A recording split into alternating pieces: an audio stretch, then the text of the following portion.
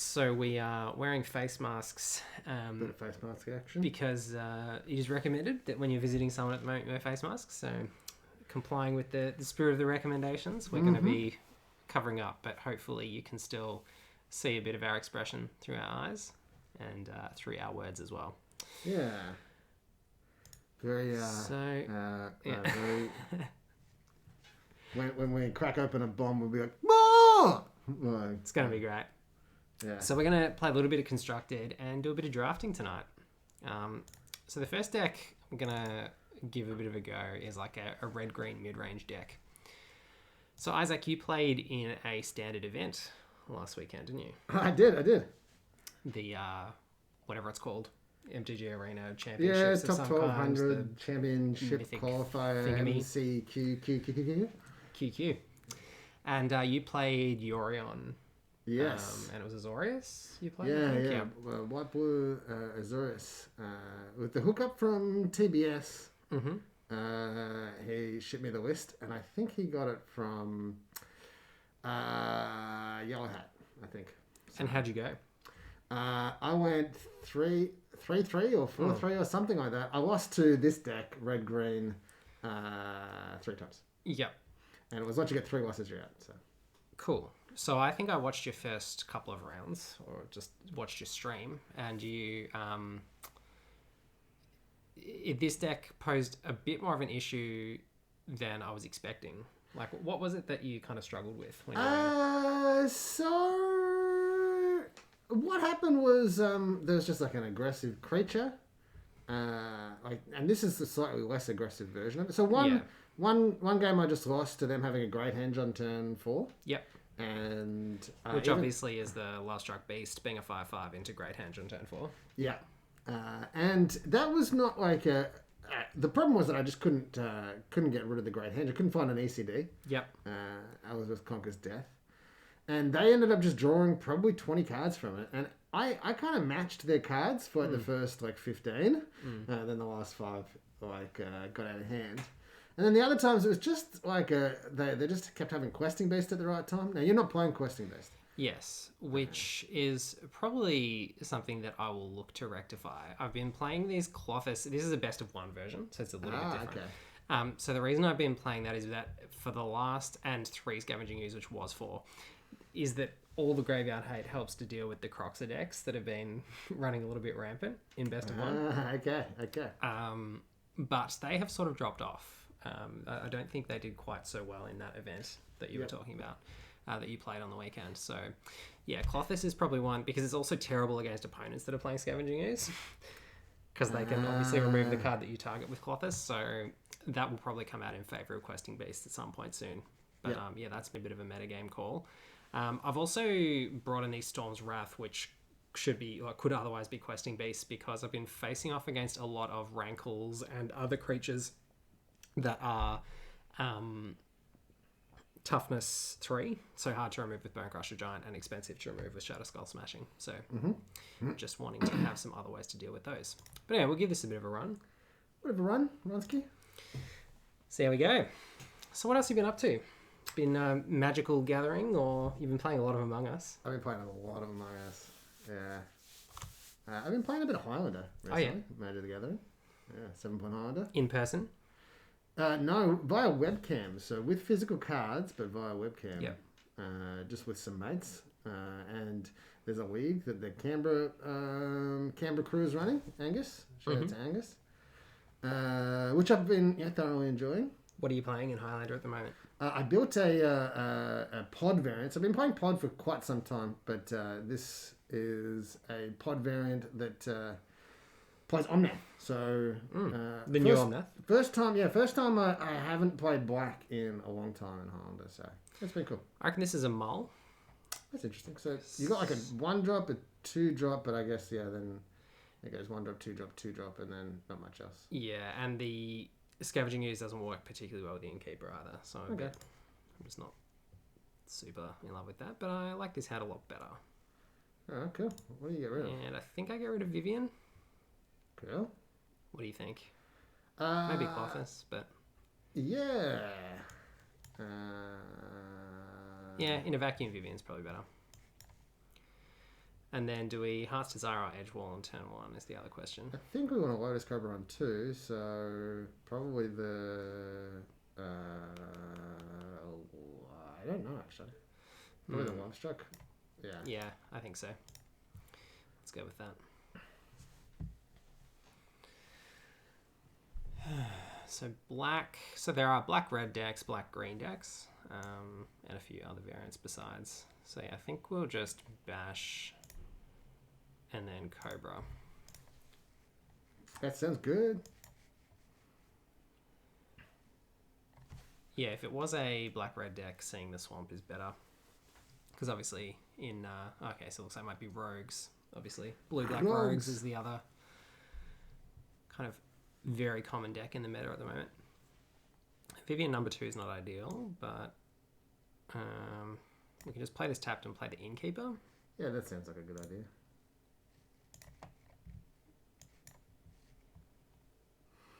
Try and see if we can draw ourselves a land next turn.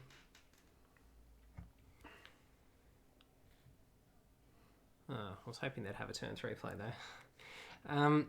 Why is that? So that this wouldn't get countered. Oh, but we still get to draw a card, yeah? So yeah, that's true.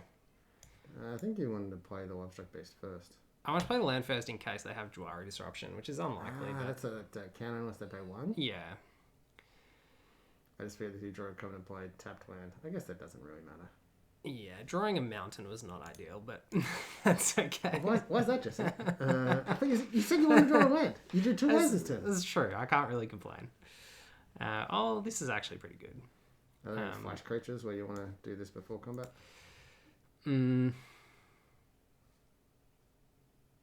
Yeah. I mean, there's Brazen Borrower, but... Isn't that the single black to cast that mills cards and... Yeah, but also we can kill that with yeah Stomp, so I think we're probably okay to go to combat. Yes, right. Bit of fog on the old glasses for the mask. It sucks. It so sucks. I think we do it now, yeah? Yep. Oh, do we just cast the... I think we just cast the giant, actually. Because if it gets countered, that's kind of shit. It's pretty miserable. I'd rather draw the card. Yeah. The 2 damage I don't think is worth a card. Good play, good play. I like this. All right. Hey. There's the Jwari Disruption that we avoided. Yeah, cool. Why did they spend that Jwari? I don't know. Really didn't want us to have another 2-drop? I don't know. Yeah, I think we just go to combat. Because again, I think a decent chunk of the flash threats we can kill with Stomp. Well, not that one. Not that one. So there goes the Innkeeper, but that's okay. Because Clothis can actually start eating the creatures from our graveyard as well. Which is handy. If we want to play the Clothis, that is. We might just want to play the Bone Crusher Giant to block. What does it do when it hits? This? No. Or that, it gets a creature from our bin into play under their control. Oh, really? Yeah. The problem with playing the Bone Crusher defensively is that... Hey, Michael, welcome down. One of our subscribers. Thank you for your support. One of the problems with playing Bone Crusher now defensively is that there's so many removal spells and bounce spells. Yeah. And... What are you going to get back? Getting back Love Struck Beast is bad. Getting back Angrius is like a bit annoying, but I think we can deal with it. So I think this in play is actually better because it's also a 5-turn clock, assuming they don't gain life. Okay, cool. And we get to still... I would stomp now. Stomp. Yep.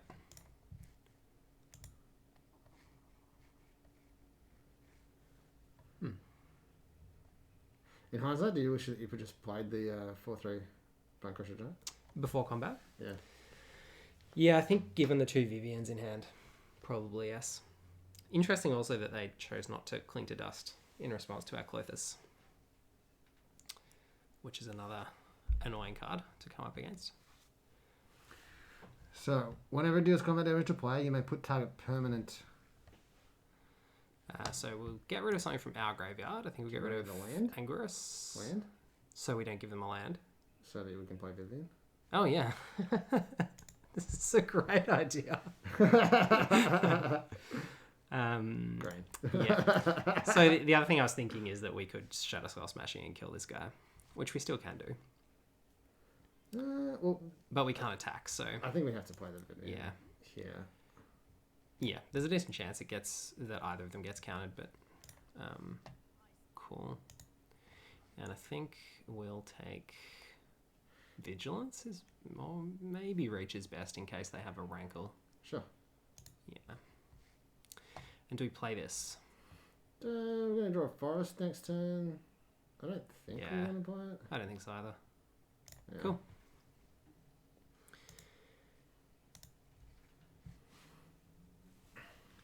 Vivian's actually real good.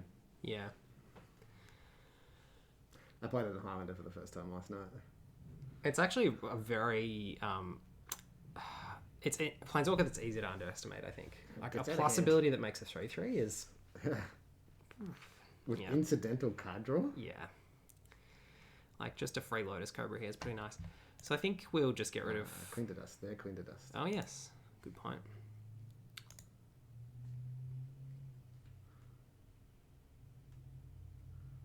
Cool. So playing the Lotus Cobra actually gets us close to this Clothis coming to life as well. Does it get us there? Gets us 6, and then the Bone Crusher Giant is 7. So I think we start off with that. We could have -2 Vivian, but well, okay. They've had enough. Nice. Diamond tier 4. Okay. That was I was up to Diamond tier 2 and then I had a bit of a losing streak the last couple of days, so we're back down. Our opponent had a very slow start. And they're also missing their second black. Yep. And they also just burned that Jwari Disruption for no reason. Which I wouldn't advise. So Michael is our one of our subscribers, huh? He is. Extremely supportive and always here to watch the Twilight Struggle streams. Yeah, sweet. And occasionally drops in for other things as well. Michael lives in the States. I believe East Coast. If you're still there, Michael, you can let us know. So this is a possible keeper. Lotus Cobra dies because I'm always up at 1 a.m. Yeah, it makes sense. Lotus Cobra dies a significant percentage of the time. Like I'd say more than 50% of the time. So we can't rely on that to be able to cast anything. I mean, you still have the Scavenger. Oh, we've still got the Skoos. Vivian. I like this hand. Yeah, I don't mind it either. Good draw. 1 land. Yeah. West Coast, so a little less punishing on the time zones. Yeah, that's true. Trying to tee up games on the East Coast is pretty rough. Because a lot of the time I spend trying to organise Twilight Struggle games with people in America because a significant chunk of the players are in America. Yeah. And yes, trying to tee up games against East Coast opponents is pretty hard. Same with English opponents, actually. Similarly difficult. So if we attack here, we're probably running into a Thieves Guild Enforcer. Potentially a Soaring Thought Thief, though, which is a 1/3, so it's actually a pretty bad attack. I'd probably Lotus Cobra. Okay. So it doesn't get countered by Drown and Lock here, and they could have a Heartless Act, but they only get to kill 1, which is kind of nice. So we won't attack into Thieving Thought. What's the bloody called? Thieving. No. Searing Thought Thief? No. Soaring Thought Thief? No. Something. Anyway, the Thought Thief, the 1/3. I think it's Soaring. It's just a weird name. I don't know the name of any of these cards. I only know Lotus Cobra because it's... Because it's old. Because it's reprint. Yeah. I guess I know Vivian because it's in Highlander. And same with Clothis, actually. Yeah. Clothis, It's yeah, actually it's an of interesting one. cards here, like Vivian, Clothis, Scavenging Ooze, to a lesser extent. This is the main reason that I'm playing that 1 Anguirius / Gem Razor. Really? That's just, just sniping that is so strong. Do you have a... They basically just scoop. Oh, no. Okay. I guess Scavenging Ooze. Scoozy Boos. Yeah, Skoos could get a little large here. Yeah. And Innkeeper's unlikely to be drawing as many cards anytime soon. But this is also good because they didn't have a Ruined Crab, so they're probably pretty upset about that. Did they discard a card last turn? I think they did. Do you have like evolving wilds in your deck? Kind of thing, like a double Yeah, there's the Fabled Passage. fabled passage. Yeah. So 4 Fabled Passage. I'm not playing Evolving Wilds as well because just Lotus Cobra I think is my only landfall card now. Like I used to have Scoot Swarms and stuff, but got rid of those. And having it comes into play taps land just to maybe sometimes get the extra mana is a bit. Yeah. But Fabled Passage is good. Ooh, Well, solid. Attack. Yeah, I mean, we'll get in there, and I think this time we'll probably just play the Innkeeper. No? Just go the Cobra so that we can just Terror the Pigs them next turn. And Innkeeper. Well, I mean, like, I guess it depends. Drownlock. So if we would have to get rid of 2 cards, and they'd have to both be creatures. No. It wouldn't. Like, is it power or? Oh, is it power or CMC? Sorry. I think it's CMC. Yeah. View browser. Yeah. Okay, hang on. I need to press cancel here to be able to see that. Yeah, CMC. Okay. Equals number of cards in graveyard. Yeah, so we get rid of 2. It's still 2. So do we want to gain life or do we want to play the Lotus Cobra? I think Cobra. Yep. Sweet.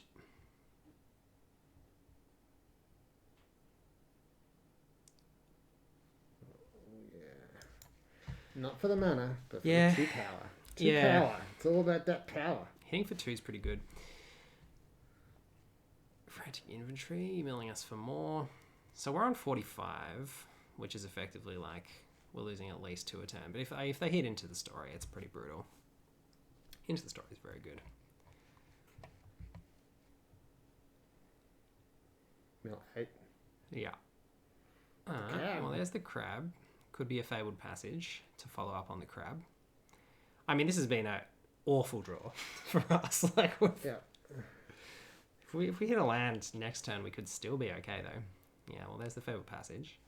If they go Fabled Passage into the story, that's pretty annoying. Ox of Agonis, not so great here.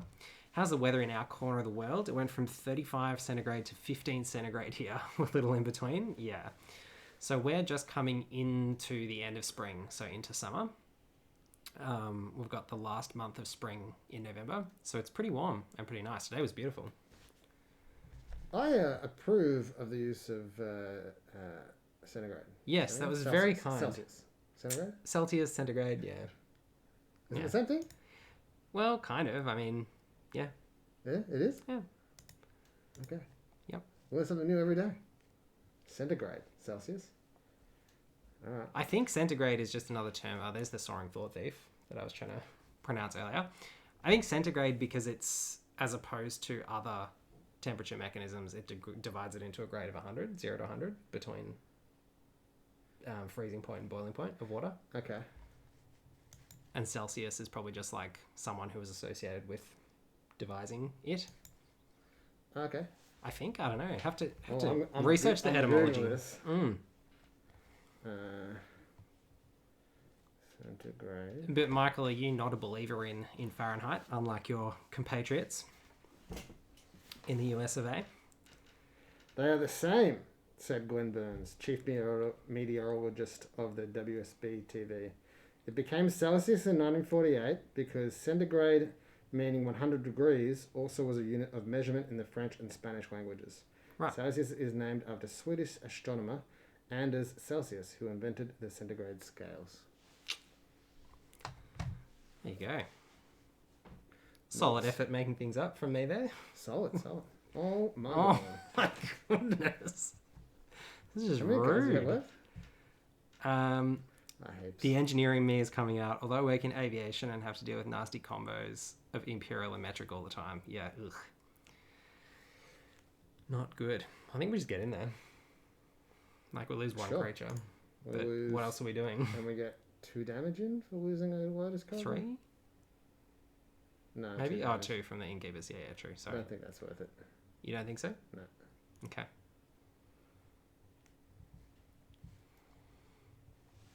Yeah, true. We need the manners. Yeah. I think, I'd be tempted to go up to that little cog at the top right. Yeah.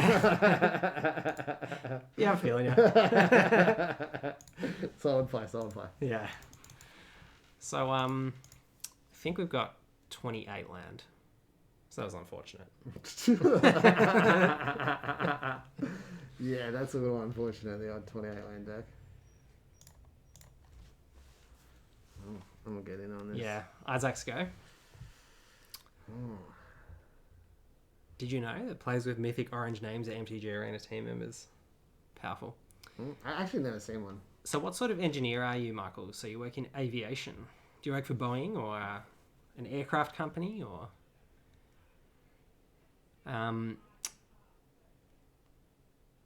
This looks pretty good. Hopefully we see that Tefero's tutelage again. No. Okay. It's one of those days, is it? Well, turn 4 Great Henge is pretty good against Mono Red if we can make that stick. Work for an airline. Great industry to be in right now. Oh, I'm sorry to hear that. That is a brutal. It's very unfortunate. I wonder if our human's going to become a coward next turn.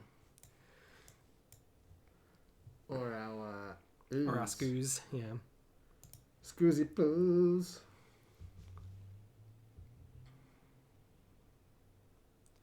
So Love Struck Beast might block okay, and Shatter Skull Smashing is going to be a great turn 4 play. Those are my thoughts so far. So... We can save 4 damage? No, because it can give itself trample. Yeah, but then we kill it, so it'll give itself true. Yeah. Yeah, that's worth.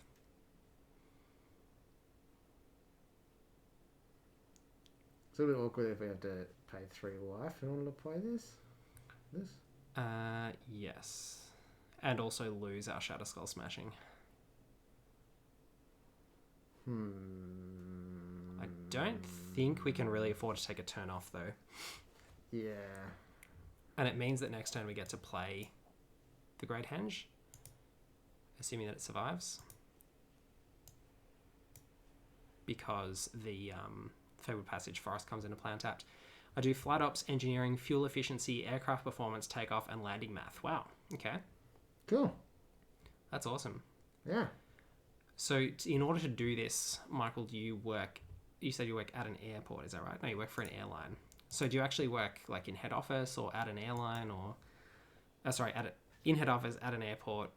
Or do you do like stuff theoretically or do you do it kind of in real time as flights are happening? Okay. I thought that they were going to play something that they couldn't play.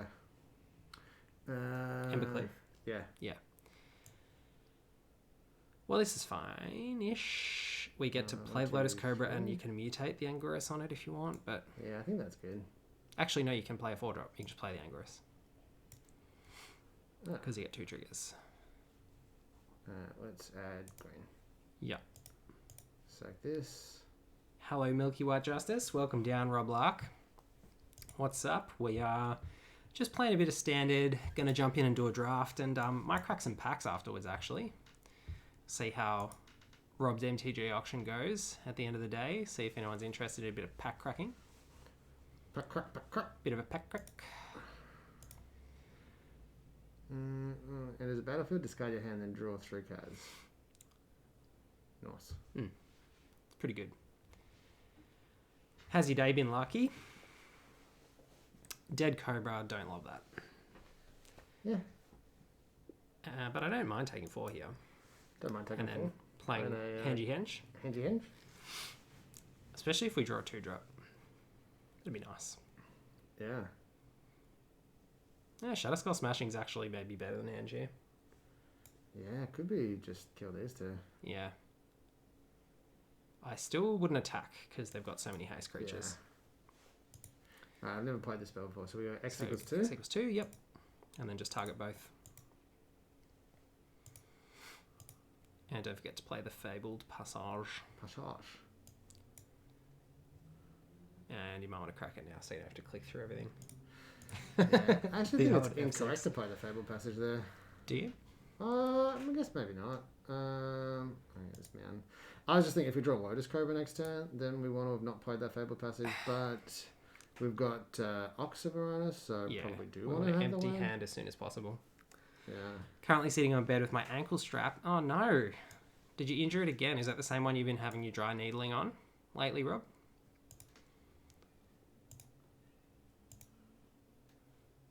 Yeah, I feel okay about this now. Yeah, this is looking better. Because now we get to go stomp on, hopefully, their Rimrock Knight if they play it.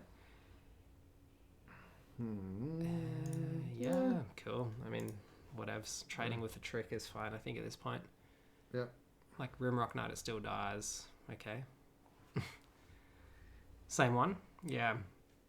So I'm off my ankle as well while I'm waiting for my bone bruising to heal. It's pretty annoying. I went for a tiny little walk today to get some food and stepped in a crack on the road and rolled it a little bit, which was very annoying. Dead Satyr. And then Ox. Oh, feels good, doesn't it? Well, I don't get to draw a card from that thing as well? Yeah. That's so good. It's pretty gas. Oh, they've got a 1-1. Oh, 0-1. An 0-1, sorry, yeah. Okay, this is gas. So many things to do here. Yeah. I don't know, play this. Yeah. Yeah, well, we can do that at some point in the future too. It's pretty gas. Just play the Crag Crown Pathway, I think, and then maybe Shatter Skull Smashing their 2 dudes. And attack with the Ox, I don't know. And then you can play the Heart's Desire as well to have another blocker.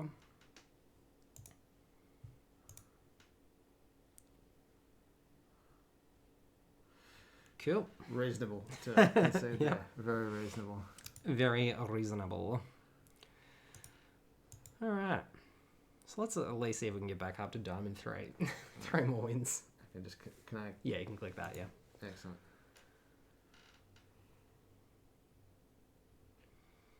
Oh, attack with 30 creatures. Yeah, we'll get there. We'll get there. All right. Play one more of these and then we'll do a draft. Yeah, sounds good. Feet and legs were actually starting to feel okay, and then I think my ankle didn't like the changes. Did you change like your exercise routine, Lucky, or like been getting out a bit more? That's a keeper. And yeah, Tezza, get out of here. Get out of here, Tezza!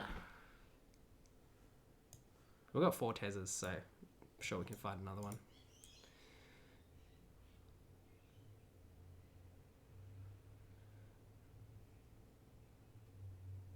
Swamp. The old green black. This is another deck where the Scoozers and the Clothis come in handy. I think it's Lotus Cover here. Yeah, because I against these decks I always want to play Scoozers on turn 3 so I can at least exile something relevant. Yeah. So this, they get like a 4/4 or something? Oh no, they exile 2 cards and then return target creature or land card from your graveyard to your hand. Yep. So it's target. So, you get So to they've Scooz currently it. just got a land. Yep.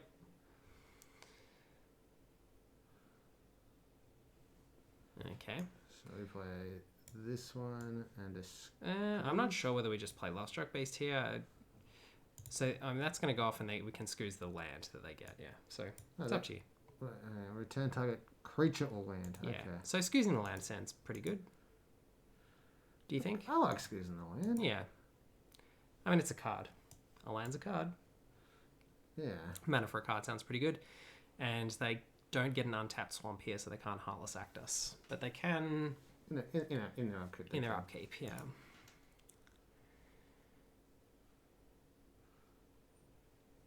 But they have to target first, so we get to eat it. If they had a stop in their upkeep, yeah, okay, so they're going to kill this in response and then be disappointed that they didn't kill in the upkeep. Yeah. Okay. I mean, it's a 1-for-1, so that's fine. Yeah. Unfortunate. Obviously, far preferable to be able to play those as spells, but the land mode is nice. Yeah. Yeah, one thing I actually like about being in green red is that both the green and the red one are pretty good. Oh, there goes 2 Tezzas. Hey, red. Yeah. So Weirdly, Bloodchief's Thirst, I think, hits Planeswalkers as well. So these decks actually have pretty good answers to Vivian. Mm-hmm. Because that's one of, obviously, the better answers to Planeswalkers at the moment in the format. But we've got 2 Vivians, so... Vivia.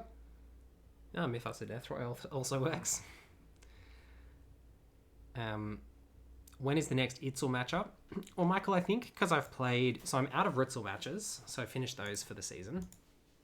And Itzel, I think I've played like 8, so I've only got 12 left. So I've played all my early ones, and it's just a matter of scheduling the later ones with opponents whenever they're ready. I haven't got any specifically planned at the moment, but we have a long weekend this weekend. So I'm going to definitely stream some casual Twilight Struggle. So I'll put it on the schedule. Are you taking Monday off? Yes. Yeah. So we have a Tuesday public holiday, Michael, in Melbourne for the Melbourne Cup, which is a horse race. Mm-hmm. And we get that public holiday every year, which is nice. And obviously when you have a Tuesday public holiday, you take the Monday and you get a 4-day week. So that's sweet.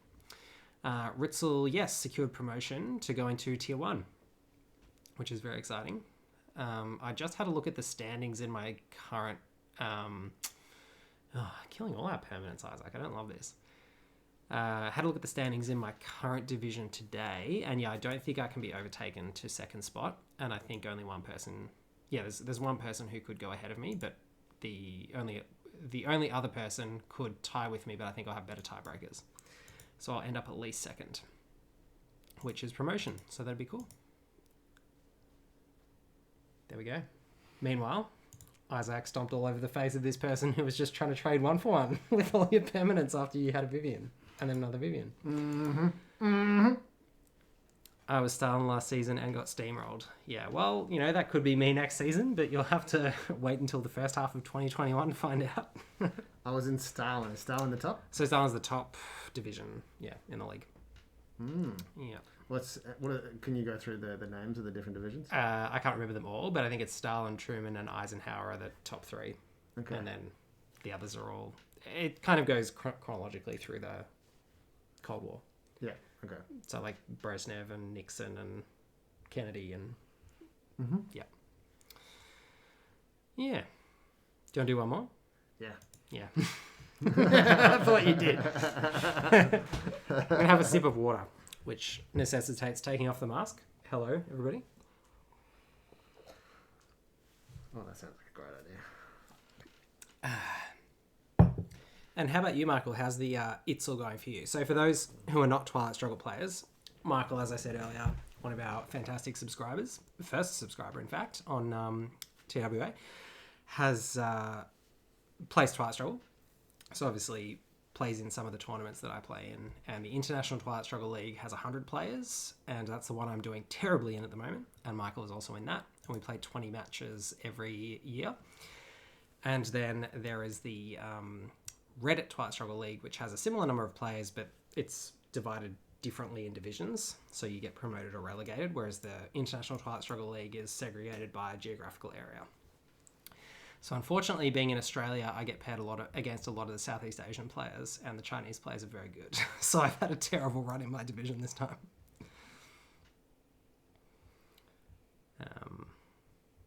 Yes, but I think Michael's actually doing really well in his division this time around. But anyway, this is pretty nice. Hopefully they don't have the Essence Scatter, but these lists don't usually play Essence Scatter. They sometimes play Negate. They do play Shatter the Sky, but Jawari Disruption, okay. Unfortunate, because that Great Henge next turn would have been really good.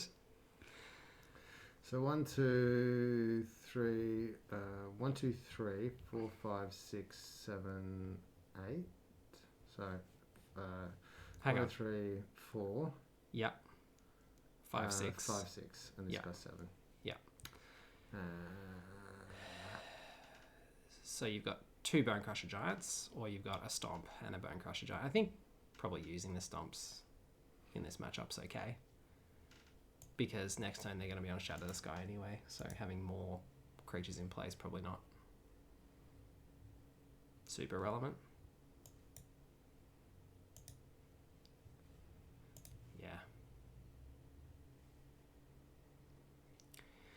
So Michael hasn't played any matches in a while, still 5-2.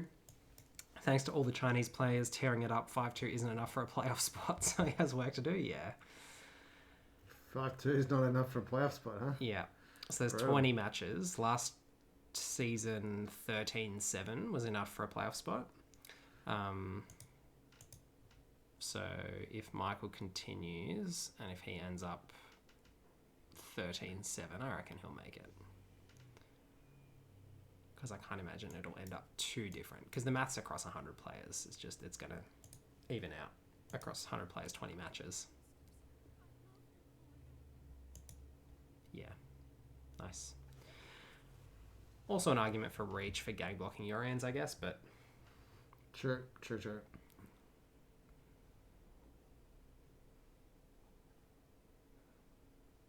Ah, the Scaparition. Can't hit tokens, can't hit Vivians. Good luck with that. I don't think they realised. No, I didn't realise. I was like, damn, they're going to take our token. You can also stomp the Bone Crusher. Yeah, but Great Henge is pretty good.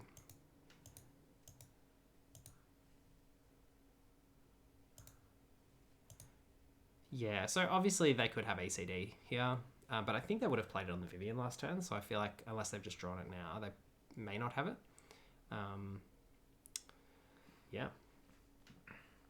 This is a decent spot for us now. I mean, it's not guaranteed. What do you say that? I think we are slightly ahead on the board. Okay, but they do have a omen to say. It's true. Mm-hmm. It's true. And are they going to flicker it? Oh, it's only creature. Yeah, they could flicker the soul if they wanted to. Shadow Spell Smashing is pretty good, but so is drawing a card and getting a Bone Crusher Giant. So do we have enough mana to do this? So if I want to kill two things, how much mana do I need? 6. So you definitely have 3, 4, 5, 6, 7, 8. Okay, so I can do all of the things. I can do all the things. Well, you can't play the Bone Crusher Giant. But that's fine. Yeah. Oh. No. Oh, you've done it wrong. Can I undo? You can't undo. No. Okay. Pay 3 life. Because you're going to draw cards off your Bone Crusher, so... Sure. You want more mana. Alright. 2 damage that can't be prevented on this one. Yep. Oops. All good. Could have... Yeah, that's pretty good.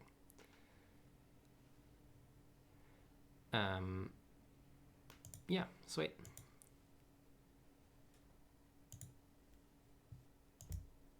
Get in there. Yeah, Vivian plus Great Henges is a very nice board.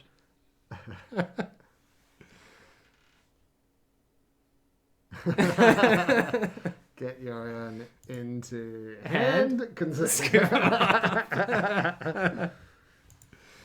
Diamond tier 4. You gotta do one more. Oh, win. yeah. We're gonna keep going until we lose. Yeah. I did get on a 10 win streak with this deck in the week, so it's possible.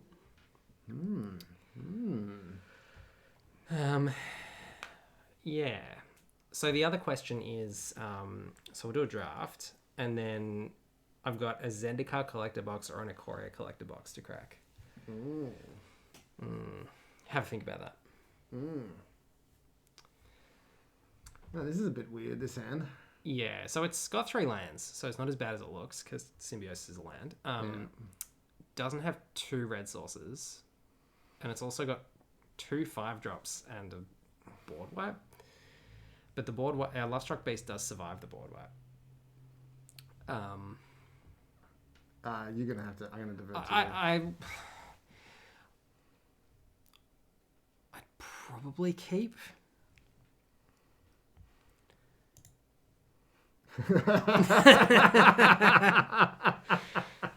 This hand's better, so you just get rid of one of the Symbioses. Or, yeah, one of the Symbioses. Better to keep a forest, I think.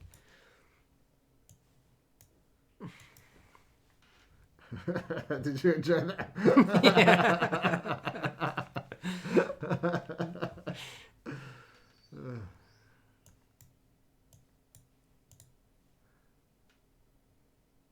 Lovely. Lovely. Love struckly. To do this one. Yeah. Oops. I probably should have played the turn timber, but that's okay. Yeah. This hand rather against mono green is okay. And being on the play against mono green is really good. Especially having things that will allow us to refill our hand. Assuming that the Great Henge doesn't get gem razored, which it could. But, you know, Edgewall Innkeeper helps as well. Oh, we do not want to trade the Innkeeper for the Florahedron, I don't think, here. We're going to get extra damage in. Okay. They're thinking about it. Come on, Deuce. Don't burn my damn Deuce. The old runes of the dais. Yeah. You got him. Got him good. Ooh. That was gas.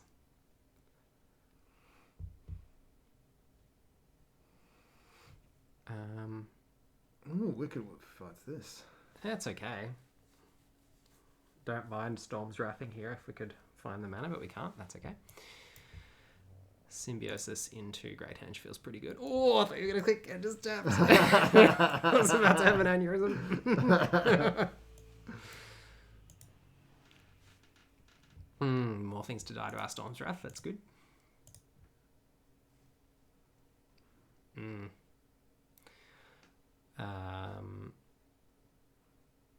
Yeah.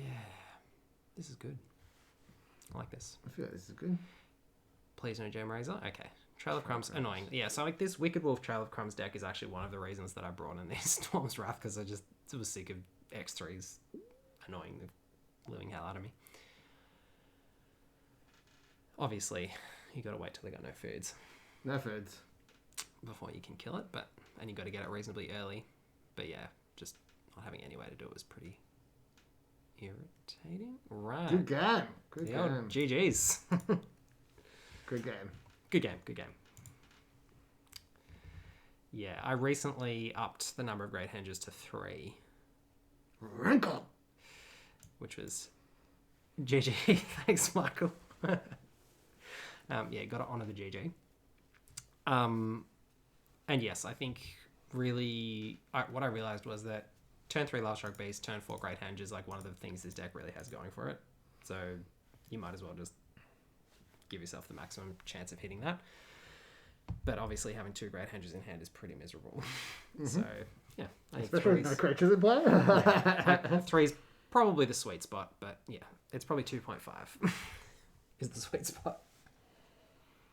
Or 4. You like 4? No. No. But I like it.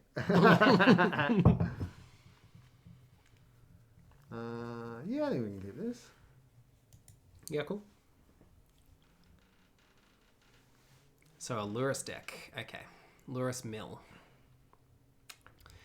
Ruined Crab, another X3 that was irritating the living daylights out of me.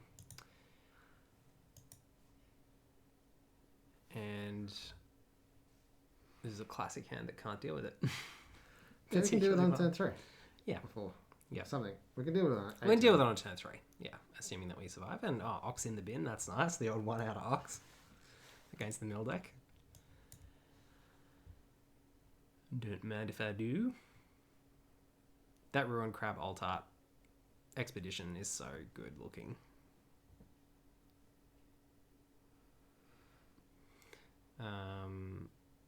So you could, yes, that's fine, and then you could, yeah, kill it. Yeah. We're gonna attack first. Yeah. That doesn't really do much. No, like it doesn't do anything. I don't think.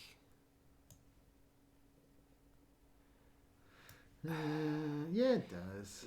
Yeah, there's a chance they have a flashing rogue, but. Okay, it looks like they've probably got a counterspell, in which case that was really good, because now we kill it with the second stomp. Even if the first one gets countered. That's what I was thinking. Yeah. Oh, well, if you're going to do it like that. Yeah. Yeah, cool. That works out well for us.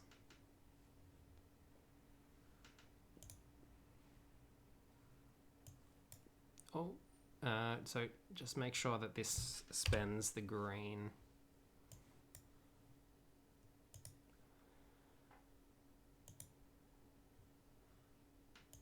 It's got to submit. Sorry, because I put on full control. But yeah.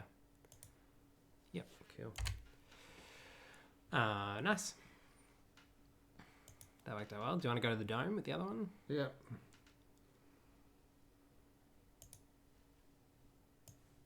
Yeah, I'm pretty down.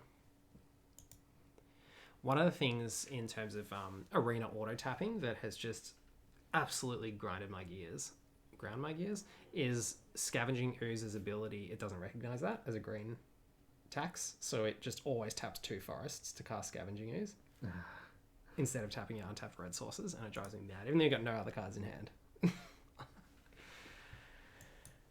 Yeah, Ox is 8, unfortunately. 8? Yep, 8 cards. How many do we have?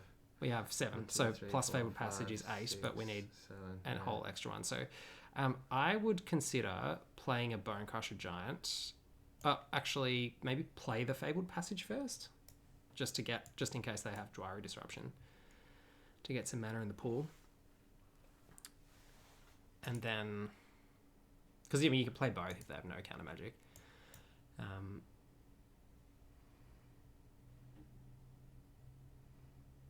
I actually think that it was correct to play a non-Fabled Passage land here. Yeah, I can see that. I just wanted them to counter one of our Bone Crusher Giants and then us be able to play the other one and the Ox. But it looks like they're not obliging, which is pretty frustrating. And they might still do it. No? Okay. Yeah, they might flash something again. Yes! Got him! Oh. Okay. Now the question is, do we want to lose this hand in order to have a 5/3 in play? Yeah. I think we do. Yeah, I think so. It also shrinks their creatures.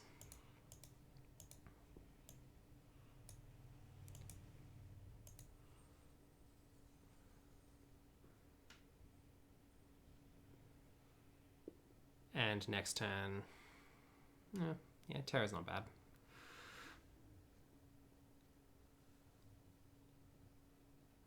Krabsky. Oh, and they got the Fabled Passage for the 6 into the bin. Yeah, last time we were in this position, we didn't have any lands, so this is much better. Yep. And we actually have a few threats. Clothis is nice, but I think Terra's better.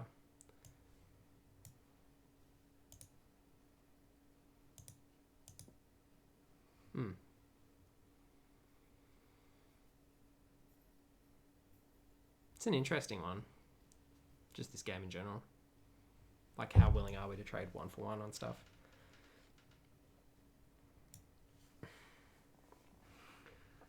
I considered the dry for a second there.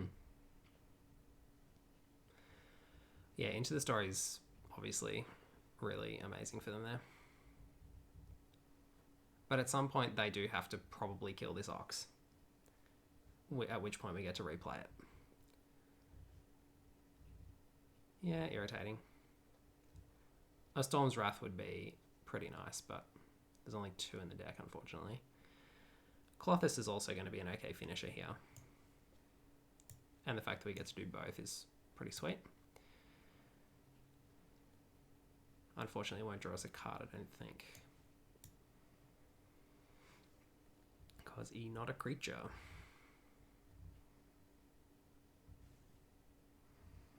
$24. Lurus. Okay.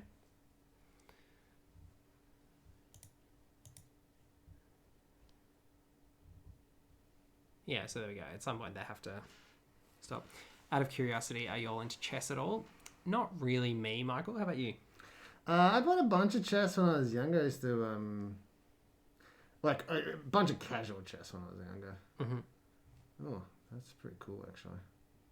Just like at a mate's place after school. Then he got into it real deep and started playing, like looking up stuff online. Oh, that's such a good draw. So now, Cling to Dust is the right call, and then we get to Bone Crusher Giant the Lurrus and feel really good. And then, Stomp the Lurrus. And then play the Bone Crusher Giant and draw a card. And activate Clothis, and then attack with Clothis. Oh, yes. Yes. Gets there. I loved playing chess in high school, but haven't played much in a while, says Lucky. My brother played in the chess club in primary school, and he won the chess finals with the like fool's move or whatever, the one that's like the shortest amount of time to win a game of chess if somebody doesn't know. Oh, nice. Yeah. I don't know enough about chess theory. Michael can probably enlighten us. From the sounds of your question, Michael, you like chess? Or dabble? Well, that's another win. This streak is just continuing. Fool's move or something like that, I think it's called. Lol, that's hilarious. So I guess Michael does know what you're talking about. Yeah. It's just... I enjoyed that it was like, I don't know, 4 or 6 moves or something like that. Yeah. And it was the finals. It's just like... Got him. Got him.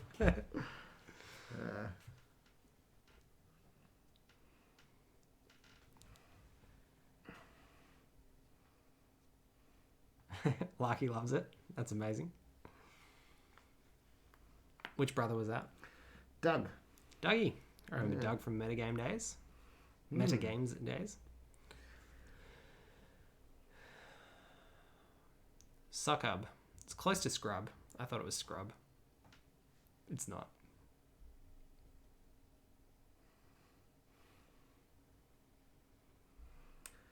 Yeah, we used to go to my mate Archer's place after school every day, and we'd either play pool or chess. But then when he started playing chess for like hours a day, like after I'd left, then couldn't beat him because he was much better. Keep this Definitely one. keeper. And so I just stopped playing chess with him. And as soon as I stopped playing chess with him, he stopped playing online. After like beating me a bunch. And then like 3 years later, we played a random game of chess.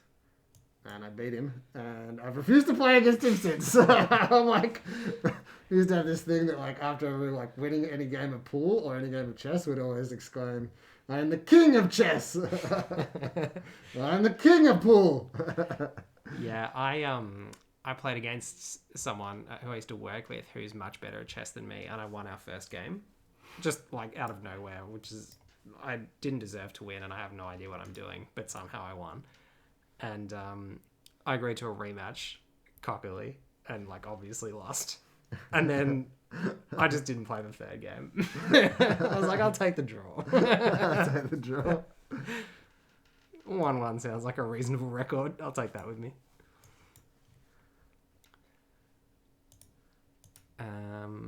I was going to say, didn't we have a Lotus Cobra? It's not in our bin. Banishing Light. That explains that.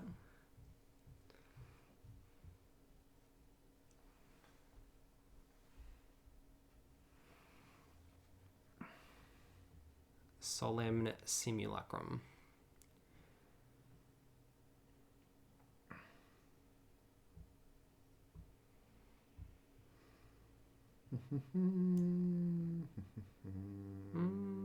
There's your...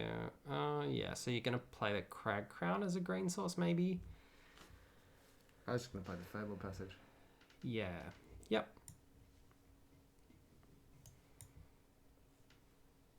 Cool.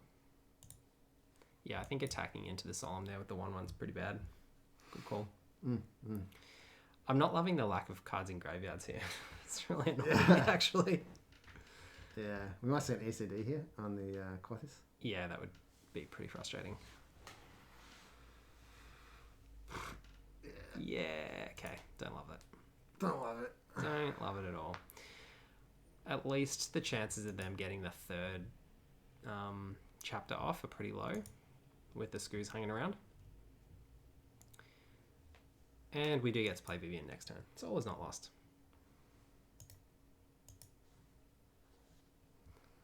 All is not lost. forest. Play this forest. Play this one. Yep. Play this one. I guess Trample, maybe? I don't know. Yeah, sure, trample. They haven't got the Yorion companion. They're obviously playing Yorion, but... Mm-hmm. Are they playing 60 card? I assume they are if they're not playing the companion. Yeah. No? Yeah. 1, 2, 3, 4, 5, 6, 7, 8, 9, 10, 11, 12, 13 cards. So like playing I think we 65 or 70 or something. Reach. to Yeah. like have double reach because they definitely have this. Yeah. Going on. I guess it's a singleton reach anyway because they're just going to ACD it. Yeah. Yeah. Yeah, it's a pretty bad spot. We're not looking too good here. Nah. I reckon this might be a cheeky concede. We might get a fucking Lotus Cobra back though. Hey, what do you think? You about mean that? they might take the Innkeeper? Yep. Yeah, I hope they do. So we're drawing... I reckon they take this. Yeah. Yep. So they get to ACD Vivian, Banishing Light. I don't know, can Banishing Light hit Vivian? And Banishing Light the Scavenging Ooze. Okay, please. We're about to draw another one, so... What is this? Look at the top 7 cards you have, and you may put a creature card from among them into the battlefield. If it's small, it gets 3+1/+1 counters. Oh. So it's like, let's hit Terror of the Peaks, and then go from there. That's the plan. No. You can play the Turn Timber. Oh, okay. So I play this as... Oh, no, because ECD's gone off. So it costs 9 this turn instead of 7. So we want to save this? Because it actually adds 1 more mana if we play it next turn? Yeah, I think so. So I just play this. Yep. Yeah, Counter Magic, unfortunately, that's like one of our negatable spells as well.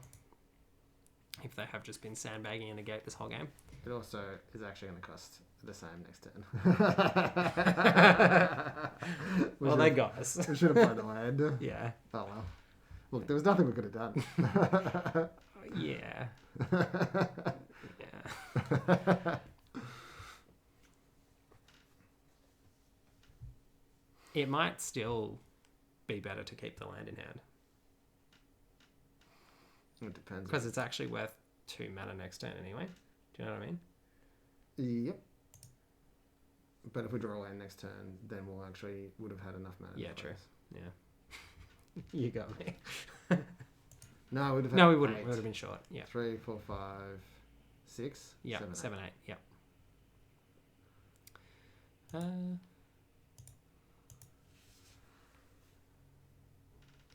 Really? Yeah, then we get to grow our Scavenging Ooze. Yeah, okay. That's cool.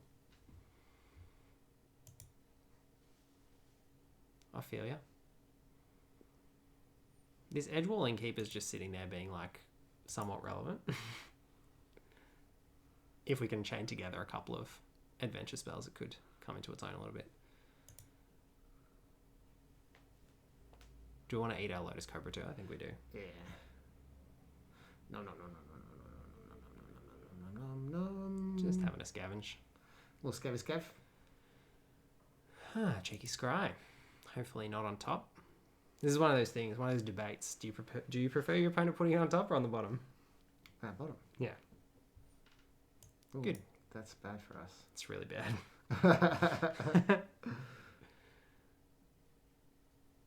Because that Banishing Light gets to eat the ooze for free, unfortunately. The ECD doesn't do anything. Except prevent us from playing the Turn Timber Symbiosis the following turn. Oh, no! Yeah.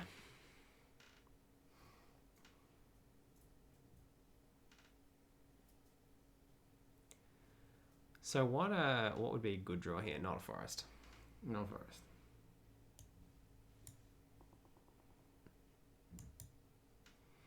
They didn't take the scoos. Oh, it's coming back at the end of this turn. I see.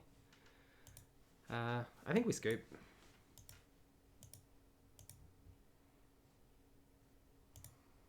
Well, okay. I mean, it makes no difference, really. Things does it? You are correct.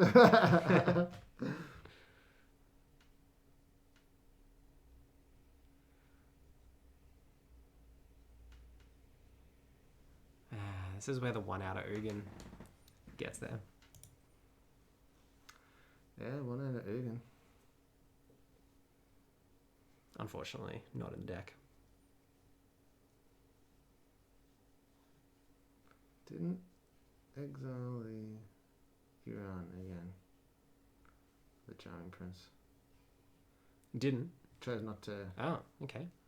continue the loop. Right. Your hand must be quite good. Mm. Yeah. Our hand, on the other hand, We could be better. We could certainly be doing better, yes. so what do we want? Love Struck Beast into... Okay, well. Okay, so scoop him up. We're not dead yet. We're not dead yet. We're so dead. Yeah. All right. Well, there you go. 8-2 in the last 10 games. Not a bad record. Not a bad record. Okay. Draft time? Draft time. Let's do it. Water time. Yeah, grab a sip. Now, do we want to do Throne of Eldraine or Zendikar Rising? Yep. I think I know the answer. 2 a.m. in the morning, have work meetings in the AM, so I need to hop off. Good night, Michael. Thanks for stopping by. Yeah, it's good to catch up. And I'll see you on the weekend, hopefully, for some Twilight Struggle. I'll try and do it. What works better for you then? A little earlier. So if we started at 1 a.m., which is 7 p.m. our time, I'll try and do like a 4 p.m. or something our time, which would then be like your late evening. That sounds like that would work better for you. Throne or Zendikar? I don't know. Mm. First person to put it in chat. Yeah, Decide. first person put in chat. Throne or Zendikar draft? Throne of Eldraine or Zendikar draft? In So Zendikar, there's like, I don't know, there's party, which is stuff. annoying. I mean, there's like nice blue-green kicker deck. There's a black-white cleric deck, which is Throne, nice. it's like all about there's the mill deck and there's some other decks. There's some other adventure Shenanigans. Yeah. Oko. There's And the Uro? Oko. Send, says Lucky, which I presume means Throne of Eldraine. Send? No, Zendikar, I think. What? View card pool. That's a new option. Weird, but There you go. cool. Premier Draft Zendikar Rising. Let's do it.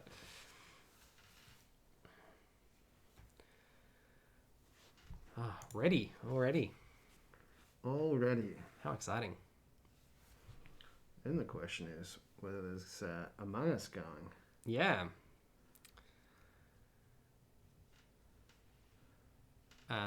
Drown of the Last Blood Chief. Well, that's a nice start to the cleric deck, which I actually do kind of like.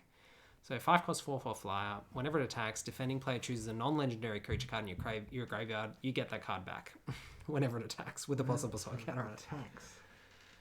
That is silly. And it's a 4/4 flyer. So yeah, It does cost 5. it does cost 5. So and it dies to removal. So perhaps we should just take. The removal, yeah. Yeah, sounds good. Can Kabira we, Takedown is a land as well. So Oh yeah, sweet. Can we switch it up so that our decks over there. Yep. Like that. Yep. I find it's easier to see the cards that we're drafting. It is. Yeah. Cool. So we'll take Drana. I think in terms of other cards in the pack, like this Air Elemental is pretty good. Yeah, whenever you cast a kick spell, scry 2. That card's good too. Nihiri's Binding, really strong. Yep, good removal spell. The other thing about Nihiri's Binding, though, is it leaves the card on the battlefield. So that has quite a bit of downside. Oh, okay. But yeah, I mean, obviously removal spells are good. Kabira Takedown is a land that's also a removal spell, so pretty high on that as well. 8 mana Wrath? Yeah, so 8 mana Wrath. Black-white is the color combo that you want to be in. So I'm like, okay on that, but Deadly Alliance is very, very good removal spell in black, and we're already in black. That sounds like an excellent choice. Even though we're probably going to be in black-white. Core Celebrant is also very important in the cleric deck, but depending on how many gain life triggers you need. But yeah, I think we'll just take the removal spell and hope to wield a Celebrant. So there are a few red options, but I think we'll just take this because this is one of the like combo pieces effectively in the cleric deck. Whenever you gain life, each opponent loses a life. Yeah, cool. It just goes off pretty ridiculously if you can get a few gain life triggers happening and a couple of lifelink creatures and multiple of these in play. Obviously. Yeah, sounds good. Cleric it up. Drains them pretty quickly. Drain. So no, unfortunately, there's one of the things about this draft format is it dries up pretty quickly. Like we're 3 picks in, or up to our 4th pick, and it's already like, oh, got disenchant. Yeah. That is true, Isaac. So Practice Tactics is an okay removal spell, so it's double the number of creatures in your party. So it's usually going to be a shock to a creature. Okay. But it only hits attacking or blocking creatures, which is a little annoying. Or we can take like a 3-mana 2/1 fire. Yeah, which mills 2 cards. Or we can take this, which gives creatures a +1/+1 counters on the menace. Or we can take this, which is like a draw 2. Yeah, I don't know. I'm going to leave this one to you. I think I'm going to take the removal spell. Is that the one you... I thought it was preferred tactics, and I was going to say, is that the one you prefer? That would have been really funny. Yeah, no, it wasn't at all. As it stands, pretty mediocre. So Malakir Blood Priest is the other half of the 2-card combo at common. Yep. When it enters the battlefield, each opponent loses X, you gain X by X and number of creatures in your party. So because this relies on party and scales up a bit, it makes cards like the Nimana Skydancer, the 3-mana 2/1 rogue that we passed in the last pack, slightly better. Mm-hmm. Also, this relies on party, but there are enough warriors in white that we can pretty easily make this into a 2 most of the time. Yep. Without worrying too much about picking up rogues, and there's also plenty of other rogues in black anyway. Cool. So we just slam that. Core Celebrant is the aforementioned one that gains life whenever a creature enters the battlefield, so take it. We'll just jam that and hope to get more Marauding Blight Priests. We're also seeing some amazingly strong green, but not really super keen on getting off the Cleric train right now. Toot toot. But Territorial Slackcat is really good. Taunting Arbor Mage is also really good. As a lure effect. And Canopy Baloth is just a decent green creature, but yeah. We'll just take the Celebrant. This is our pathway in our colours, so could easily go with that. 4-mana 2/3 that gets bigger, and some other stuff, but I like pathway here. Yeah, Subtle Strike is also okay, because it puts counters on things if they're lifelinkers, but you can pick those up real late. So. Yeah, all those things seem okay. You usually have more than, like, it's going to be better than those cards. Yeah. Oblivion's Hunger is like a really weird card, and like most of the time, it's one of those cards that's like always a 25th card. You know, it's not going to make the cut most of the time. Highborn Vampire is just a vanilla warrior. Yep. It's not very good. Mikindi Ox is basically vanilla, but helps. It helps in aggro decks a tiny bit. I think it's most likely to actually make the cut as a 23rd card out of those 3. Yeah, okay. And the green cards are pretty but we'll sideboard the Ox for now. What was Unity do? 2 cost, 2 kicker, creatures you control get +1/+1 or +2/+1. Very boring. I would say the warrior would be the way to go. Yeah, I agree. It's a 2-drop, helps with party, and can get on the beat Dune. On the beers. And this one can get on the beat down too. I mean, Dauntless Survivor is a really good enabler in the green-black deck, but I think we're just too deep on black-white right now. Let's warrior it up. I actually just think that I like that card. This one is a good blocker, but it doesn't have a relevant creature type, so I think we just take the pressure point, which we might play. You know, it's a cantrip. 2-mana cantrips are never terrible. 2-drops are quite good, though. True. Allied Assault. It's just pumps 2 creatures. It's pretty bad. You like it? A decent pump spell. It's X, where X is the number of creatures in your party. I don't know. What did I end up taking there? Oh, I don't even know. Oh, I like that. The outright is good. Yeah. Adventure Awaits in the sideboard. You took that pump spell. Did I? Can't see it. Allied Assault. Oh, yeah. There. Hey, cool. Hagra Mauling, nice. Another black rare. Mm-hmm. A murder that's also a land. Yep. What are we hoping to wheel? Blood Beckoning is actually really nice in this deck because you can get back your Malakir Blood Priests, the one with the ETB effect, and play them again. But we obviously need to pick up more of those for that to work. Yeah. In the meantime, a soul removal spell. There's also a land. There's also a, Deadly Alliance seems good. What's that thing at the top? Yeah. So it's a Inquisition of Kozilek, but large things. Yeah, okay. Cost 3. Yeah, I think we just take this. A bad coercion. Yep. That's also good because it's a land. And not much else in our colours here. And another Arbor Mage, but it's pretty middling. All in all, like the power level in this pack's pretty mediocre, except for that Deadly Alliance. Mind Drain is nice in this deck because it gives us a trigger for gain life, but as does this, and it's a cleric and a land. So I kind of like taking the land cleric, but Mind Drain's probably better. I don't know this format well enough. I do like both of those cards. Yeah. I mean, we definitely play Skyclave Cleric. Yeah, that's true. Yeah. Probably take the card that you'll definitely play is good advice most of the time. So we've got this, which is a great finisher in the Cleric deck. It happens to be an Angel Cleric, and it gains 2 life for each creature in our party when it ETBs. Yes. This pairs itself with other warriors, so we have two drop warriors. Yep. So it actually has a decent chance of growing. But the Outrider pumps something. It's like anything. So I don't know. I like the 3-drop. Yeah.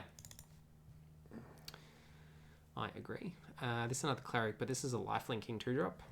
That sounds good. So I like the life linking. Even though we've only got 1 life linking synergy currently. We'll get more. We'll get 2 in the last pack. We will. Okay, so we didn't hit on the commons that we want to see, unfortunately. The Blood Priest or the Blight Priest, but we'll see them in pack 3, as you said. And this is a pretty decent land spell. Sure. The old Overrun. Yeah, it's better than random draw 2 over 2 turns and better than this draw 2. So. Take the Stampede. Resolute Strike is an equipment assisting warrior theme card, so I think we'll give that a miss. Yep. This card's actually okay, but we don't really have any other ways to put +1/+1 counters, unfortunately, so... Bit of a fine blocker. Yeah. Illumin's Hunger is a... Oh, that's not the one that adds +1/+1 counters. Oops. I guess I take it though, because what else are you going to take? Yeah. We'll take the Blood Price this time, in case we decide that we need to draw 2, because we're not going to play 2 Makindi Ox, and we've already got 1. This pack was a bit underwhelming. We did get a second Deadly Alliance, but the rest of it was not great. Yeah. Well, we wheeled the Mind Drain. Yeah, take that. I think I take that over the Outrider. Yeah, I think so. I don't know, though, to be honest with you. Yeah. We do actually have the Warrior Synergy now. Yeah, I'm going to take the Outrider. I think it may be more likely to get there. Got that and that. All right. Well, that's a nice cleric. That card is amazing. Yep. Cool. I think we'll just slam that. What are we going to wheel? Maybe a Blood Beckoning, or notably the other one didn't wheel in the last pack. So, but if we wheel a Mind Drain, I think I'll be okay with that here. Smite is also a possible wheel, but I'm not even sure if it'll make the deck given the other removal spells we've got. Well, there's Blood Priest. Happy to take that, I think. Yeah, what's that white spell at the top? Oh, that's just the Outrider. Yeah. Cool. Get in there, cleric. And then we have... Oh, yes, please. Oh, my God. That card is... This card is played in Legacy. Yeah. I didn't know it was played in Legacy. Don't mind picking that up. Pick 3. Nice rares. Says Upside Down Fairy. Thank you. So we've got a couple of interesting choices here. I think it's probably Acquisitions Expert. It's our first rogue, so it helps with our party cards. And it's also just a good card. Mm-hmm. ETB discard is pretty strong. And then what are the other options? Skyclave Shadowcat is pretty good. Sacrifice other creatures, put stuff on it. On counter on it, and whenever you control a creature with possibles on counter on it dies, draw a card. We don't have a lot of creatures with counters though, so it's less good in this particular black deck. I like the rogue. Yeah, Mind Drain's obviously another option. Sejiri Shelter protects things, but yeah, I think the rogue is where we're at here. I like a first Vanquish the Week. Yep. Over a Banneret, which is also decent, but this is just better. One thing I don't like about masks, I just burped and now you're enjoying it. Just smelling myself. Lucky says all the luck, that equipment is insane. It is. Better to be lucky than good, Lucky. Better than lucky, but good. Skyclave Cleric is probably not it because we've still only got the one Blight Priest, so life gain is significantly less good than others would be. Feed the Swarm is pretty sweet, but Paired Tactician number 2 is better than Paired Tactician number 1. I like Feed the Swarm. Yep. Oh, what do you know? Hello, Frank Walker from National Tiles. Lovely. Lovely jubbly. I think this deck's going to be pretty good. Lovely jubbly. Yeah, I'm pretty happy with how this turned out. Oh, well, I mean... Yep, or is the return a thing from your graveyard? Yeah. It's a tough one. I'm happy to just take another Bod Chief. Yeah. Bod Press. I think so too. Mm-hmm. Yeah, just jam it. And do the other. We might wheel... Yeah, I was about to say, we might wheel the one from our pack. And we did. So now I've got burp and sneeze. Just sitting in the mud. Just all up in my business. And you know what? That illustrates why masks are important. Yeah, true. Because I'm not enjoying your burp or your sneeze. Yeah. I am now. So we got the Blood Beckoning. You Kabira... can't tell, but I'm licking the inside of my mouth. Oh, God. Kabira Outrider number 3. I anticipate one or all of those are getting cut. Yeah, good luck cutting some cards from this thing. And I think we'll take the Mind Drain over, although Death Touch, it's only got Death Touch on another rogue, so that's very unlikely to happen. But it is a 2-drop rogue. Though. It's our second rogue, so we got the other idiot. But second rogue, though. No, I'm gonna take the Mind Drain. I think. Yeah. It just goes. It's on theme. Hopefully the Resolute Strike with our Maul. Yeah, I guess we can cut that Allied Assault. Maybe the Allied Assault is alright with the number of 2-drops that we have. Oops, that's what we want to click. So, yeah, we can cut. Let's just cut the Allied Assault for now. We can probably cut the Practice Tactics, so I think we have a good enough removal that actually is certain to hit. That puts us at 45 cards. We've only got 3 land spells. So we do probably want to play 16 lands, I think. Although we definitely play this as a spell. So we might still want to play 17 lands. Yeah, I think 17. Yeah, I like 17. So that means cutting 5 cards from this. Can we up the card size here? I don't think we can. Nah. Anyway. Maybe that 2-drop rogue, Ghastly. No, Ghastly Gloomheart is the bat. Yeah, life. It's a life linker, which is pretty nice with the Blight Priests. Yeah. It could be this. Yes, it's this. What's that? Pressure point. Feed the Swarm. Feed the Swarm's the removal spell. Yeah, I like that one. Yeah, me too. And Could be these Cell Swords and the Paired Tactician. Actually, these. It's the Outriders. We'll cut 2 of those, I think. Cool. And then we can cut... If we don't cut any of these, either of the Cell Swords, we can probably cut a Plains. Yeah. Okay, there's 16 with...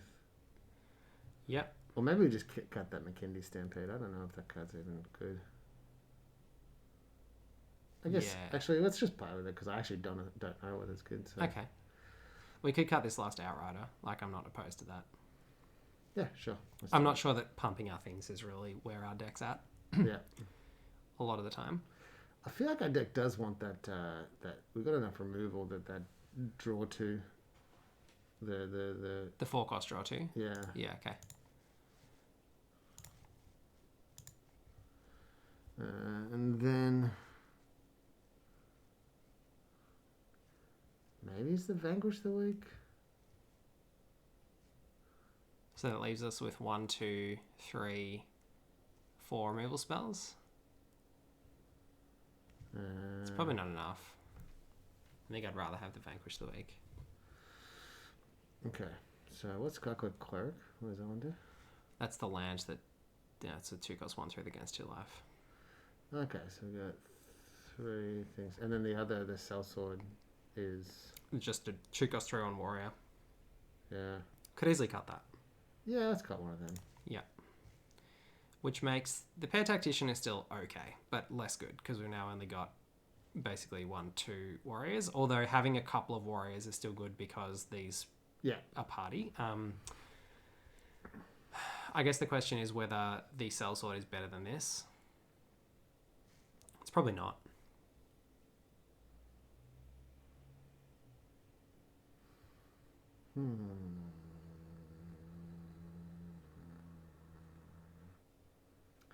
Yeah, I don't know. I don't think so. I think we're probably happy to sit on D and just like win with these. And yeah, let's do that.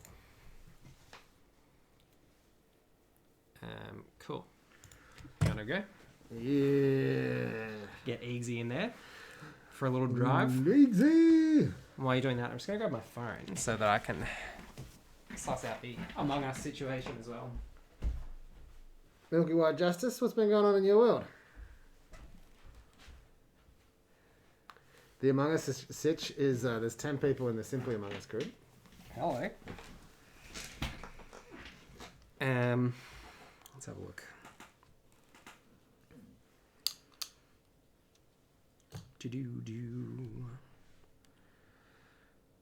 Shiro Akuma. Well, Sam Woodland is not in any of these Among Us groups at the moment, so that makes it far less entertaining for us to join them. Yeah, this hand seems decent. All we need is a Black Priest. I wish those cards weren't so similarly named.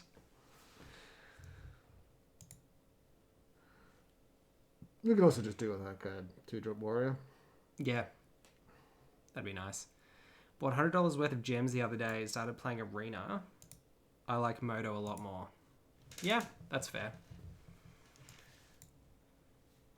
Why do you like Moto a lot more, Lucky? Yeah, it seems pretty gas. 2-drop warrior, I'd prefer this guy. It's an extra 1 for party, and it does a lot more, I think, for us than a 3-1. I'm going to try and kill it in response. Alright. Got their plans. Killing it in response is actually super good.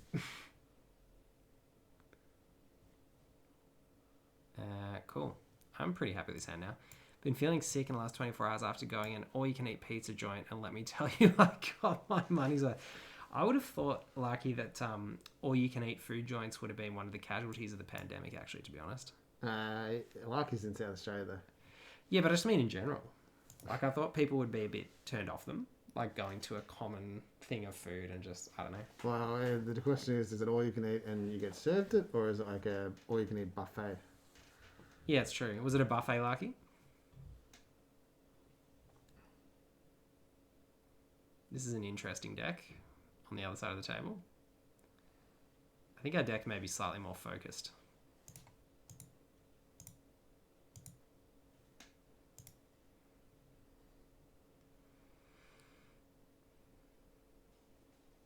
Oh, interesting. I would have thought that would have done it the other way around. Which I'm assuming you did as well. I did. Yeah. I don't think we Deadly Alliance the Celebrant, to be honest. No, I feel like we just... I think we just Blood P. Yep. Yeah. I mean, we could Deadly Alliance the Celebrant. I don't know. So two of them in your hand and the rest at the bottom. No buffet. They just brought what pizza you want to the table. Okay, that's not too bad. Well, I think we just Vanquish the Weak. And I think the Blood Priest. Or do you like the Pair Tactician? I think I prefer the Pair Tactician. Okay.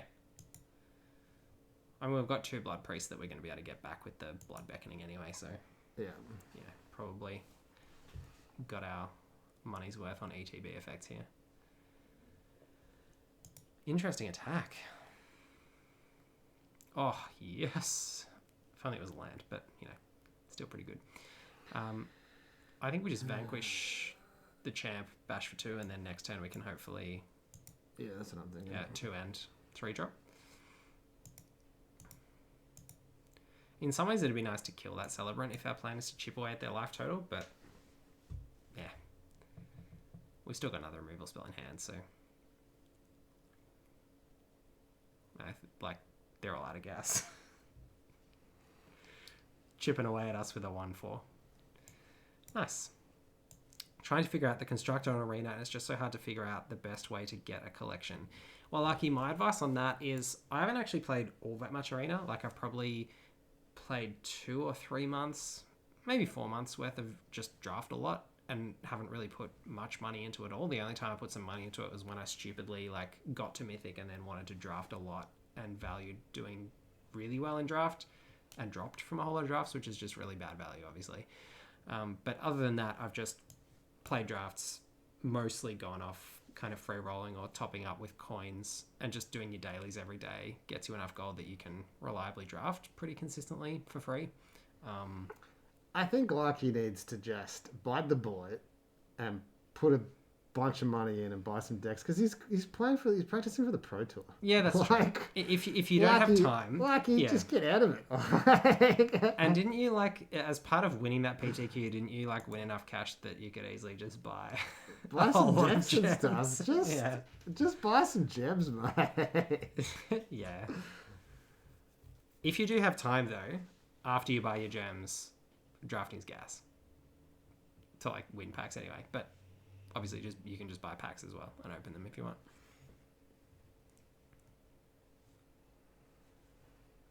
Okay, well, this is kind of annoying.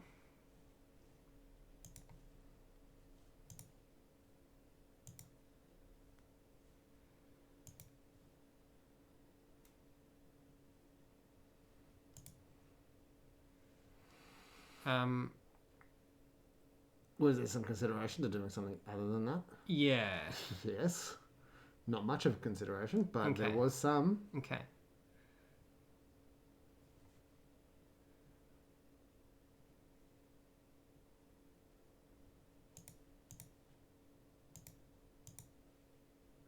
Seems good. Yeah, they could have a trick here, but that's also fine. Yeah. If that's their last card in hand. Yeah, cool. I mean, it's kind of annoying because we have Acquisitions Expert, which now doesn't do anything, but... Alright. So, we can create this with 2+1/+1 counters on it. Yeah. Which means that they can only attack with this. Yep. I think we should do that. I guess they get to attack with this as well. No, it's fine. You want to do that because it then attacks, gains us life, and triggers Marauding Black Priest, which we can play next turn. So... we do that, and then we play Marauding Black Priest and Pair Tactician probably next turn, depending if they hold this card in hand or not. But unlikely that they're not going to be able to play what they draw at this point. Okay, so 2, 4, 5, 4 is 9 damage. It's fine. We're just going to kill their stuff over the next couple of turns with these Deadly Alliances, so I'm not too concerned.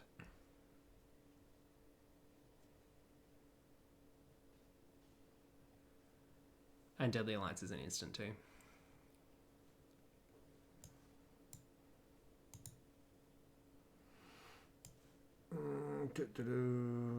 So we want this one, and you can keep it. You can play the removal spell now if you want. Oh, yeah, let's do that.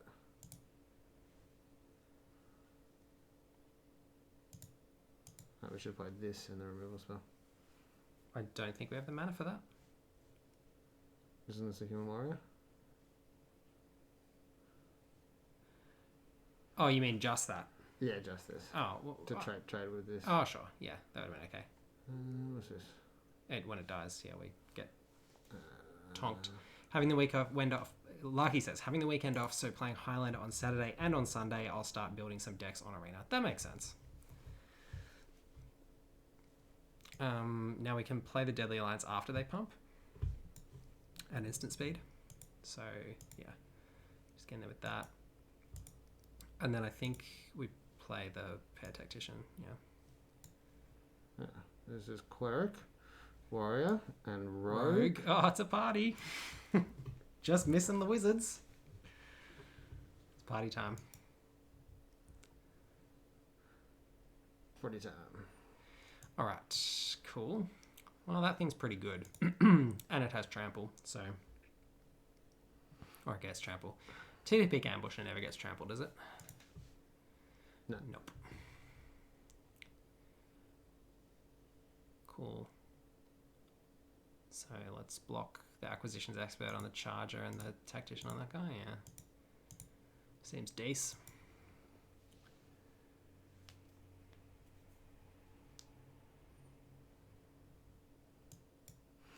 Now, do we want to keep this alive?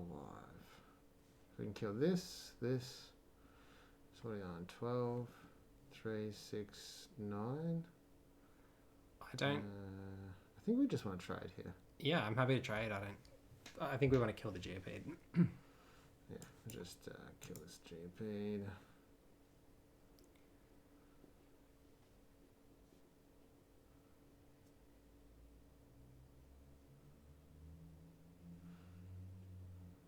Cool. Lovely. Gain some more life. Get another flyer. Ping them for one in the process. It would have been nice to have our full party. That would have been awesome, but no. We don't really need that much more life at this point, hopefully. Yeah. Get worth on board. Zhe. A good. 1-0. Good start. What? Oh. Alright. Should we get this collector's box and... Open some boosters? Well, while we're doing this. Yeah, sure, let's go. Yeah. Alright. So one game. That's one booster, I think. Yeah, one game equals one booster. Yeah. If you open a foil Skyclave Expedition. Skyclave. Not Expedition. Apparition. Skyclave Apparition. Yep. Mm-hmm. Then. I would like to buy it off you. Okay. So I got the box toppers. Just open a pack. Start with a pack. Yeah. So, Larky, what are we going to open? What are you feeling? We'll just do... There we go. Get through the commons. The real question is, are we going to have any hot sauce if... Are we going to have any hot sauce if we hit mythics? It's a good question. Alright, what do we got first? You still have that hot sauce here, yeah? I do, yeah. Do you want it? Because I kind of... There's been some times where I'm like... You want it? No, you can have it, yeah. Glasspool Mimic. Full art. Kazandu Mammoth. Skyclave Squid. Copperline Gorge, says Larky. That's brutal. Oh, well, a nice little pathway. Oh, yeah, full art pathway. Cheeky Common. Cheeky common and... Yeah, full art. Old mate. Skyclave Relic. EDH. People love that in EDH, but unfortunately I don't play EDH, so it's going straight in the bin. Oh, straight in the bin. That's aggressive. We also have this foil plant token that's got a Drake on the back. Yeah. I'm going to take this plant token. Lovely. Enjoy. Yeah, sweet. Okay. All right, so match number 2. if we win this one... If we win, we get another pack. Yeah, sweet. And uncommon wise, we got a Brushfire Elemental. Brushfire Elemental as well. Yeah, does the thing. And a Song Mad Treachery. Lovely. I actually hate foils in decks, so we've had this conversation, haven't we? Yeah, you love foils. I hate foils. I bought this collector box. Yeah, I don't know why I buy collector's boxes. Like, out of this box, I'm like, oh yeah, non-foil branch life pathway. That's awesome. It's all these ugly foils. Why do I want those? Well, I feel like Glasspool Mimic is I kind think of nice. I have a flip land at my place that's like a non-foil if you want it. Nice. Love a cheeky non-foil. We're just going to play this on turn 3 and we're going to attack for 4 and attack for 4 and It's attack going for to 4. be so good. Can you believe someone passed that? 2 people passed it. 2 people passed it, yeah. Whew. I mean, I guess it's pretty hard to make it work. It's like 1 white mana and it goes on any creature. Please don't have a 2-cost removal spell. Oh, yes. We're doing it. We're doing it, easy. I mean, it would have been much worse if they had that Dwyer Isle thing where the A Dwyer disruption? Yeah. Oh, yuck. The old best of one draft with deck with a Dwyer disruption in it. Disgusting.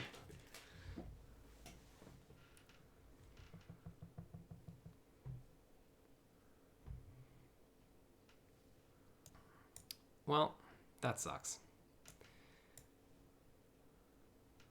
that we have a creature and an equipment that's ridiculous, or what? What's the No, that they removed our creature. Oh yeah, It's rude. But it's kind of fair though. It is pretty fair. Well, Also- I think this Netrunner, we got a playmat here. You can't see it, chat, but the 2016 National Championship Netrunner playmat is being donned on this. It is a tournament at which I came second. Yeah, that's pretty good, man. Yes, lost to the one and only Jess Horrig in the final. Jess is pretty good at Netrunner. Yeah. I lost from the winners bracket. So Netrunner finals brackets were double elimination. Yeah. So yeah, I was undefeated to the final, but Jess had a loss, so I need to win one game out of two. I lost both. Brutal! Yeah. It was indeed brutal. You feel pretty good there. I was feeling pretty good. Yeah. When you go into the final from the winners bracket, you always feel pretty good. Yeah. Yep. Deadly Alliance, Mind Drain, and Feed the Swarm. Not doing a lot. Whenever you cast a kick spell. This draw a isn't card that is Brawl, okay. says Tom. He doesn't understand. When it enters a battlefield, look at the top 5 cards of your library. You may reveal a card with Kicker from the long, put it into your hand, put the rest on the body. Okay, and they didn't reveal a thing. So I think we want to kill that, because we definitely don't want them drawing cards. And Yep. Feed the Swarm seems pretty decent. Although Feed the Swarm kills enchantments, so I think we want to Feed the Swarm their Roost of Drakes, which they will detest. Hang on. I think we want to do that next turn. I think we want to Deadly Alliance the Coral Helm, so they don't draw any cards from playing kick spells. Is that right? Draw a card and discard a card. But Yeah, okay. Maybe we don't care about that so much. I don't know. Yeah, maybe we don't care about that. I think just Feed the Swarm the Roost of Drakes, so they don't get any more flyers. Okay, well, in that case, we should do this first. Okay.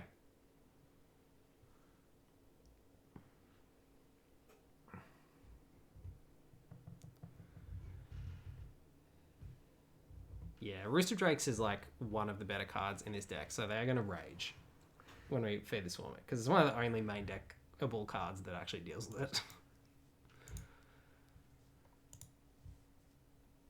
A Glacial Grasp and a Mountain. Fair enough. So like we're a little short on creatures, but we have them all in play. Yeah, this has got 6 toughness against a red deck, which Yeah. is, that's a lot. It's something. Alright. And so doesn't have any target. I'm gonna kill that now. Yeah, cool. Good call. Just mid-combat as well. Like... Yeah. We don't main phase removal. We No declare one's attack as instant. step No one's removal. instant. If he's got an instant hand, you gotta cast an instant speed. That's the deal. Having a scry. Scry 1 on top, 0 on bottom. Uh-oh. Yeah, I don't love that. Don't love our drawing 2 lands here either. I think we drew like 3 lands, but... The unfortunate thing as well is that even if we draw a Blood Priest, we don't necessarily win here.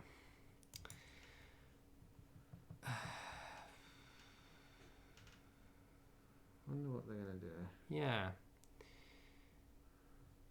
The old Cunning Gazer Mage. Bouncing bounces? our Celebrant. Which puts us to 5, which is a little awkward. Yeah. Kinda need to draw a creature here. So we do... that's actually pretty good. So play the Celebrant first. It does make a difference because I only got 1 card in hand. So actually, we needed both creatures in play, so there's nothing better we could have done there, I don't think. And playing the Celebrant first gets us an extra life, so... Yep. Makes me discard the card. Yeah, it's a life at discard, an extra blocker. I don't think we can give that up. And it means if they attack with the team, we get to attack back for lethal, so they can't really do that.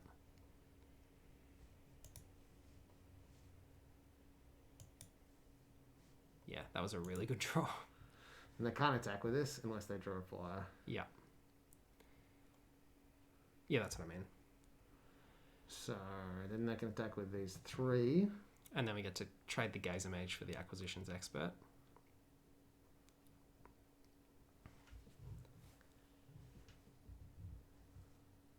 Assuming that we're willing to take 5.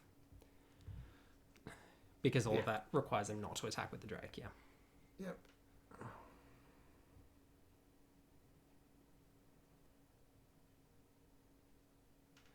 Interesting. Yeah, I mean, like, they could have so many spells. Like, they could have things that go to the dome. They could have things that bounce out creatures. They could, just about anything.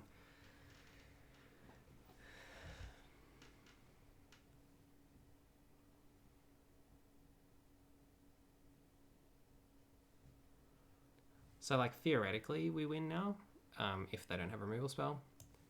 Because we kill the Drake and then equip them all. I think we did that. But yeah, obviously we die to instant speed removal. If they had instant speed removal. Yeah. I can't do that. Oh yeah, we can't touch each other. But yeah. Air high 5. That was good. All right. Well, we earned ourselves a pack. We did earn ourselves a pack. It's good stuff. Limited rating gold tier 3. Gold tier That's 3. what you want. Rank up. Come on, Copper Line Gorge, Copper Line Gorge. Don't curse me with this Copper Line Gorge here, Larky. Oh, also, Goblin Guide. God, don't even remind me. And Lightning Grooves. Goblin Guide or Lightning Grooves. Yuck. All right, hopefully something gas. Starting off with a Nighthawk Scavenger, which is nice. Good in the Rogues deck. Nighthawk, Tarmogoyf kind of situation. Fell at our retreat. Got a bit of hype, but hasn't really seen much play. Common. Oh, which way am I going? That way. Doing things in reverse. The little Jerboa. Nice Riverglide pathway. I do really like that art. Possibly my favorite art in the set. Show on the other side. Show on the other side. Ah, yes. The Lava Glide pathway. The Pickaxe. And the Seagate Stormcaller. Is that a foil? Yeah, foil mythic. At the back. It's like the Snapcaster Mage kind of situation. I wouldn't mind that one. I'll buy that one off you. Yeah, it's a good one.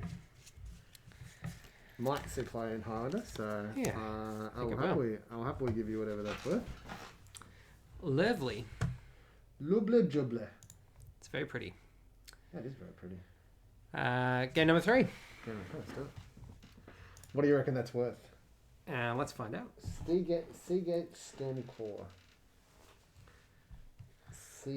Seagate Stormcaller.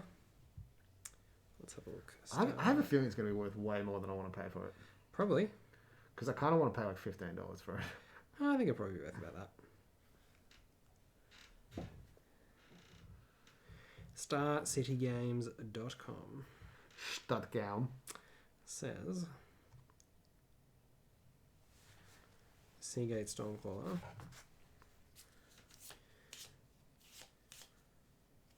is worth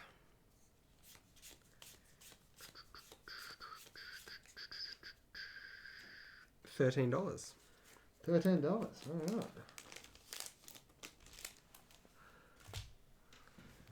So well within your budget of $15. Yeah.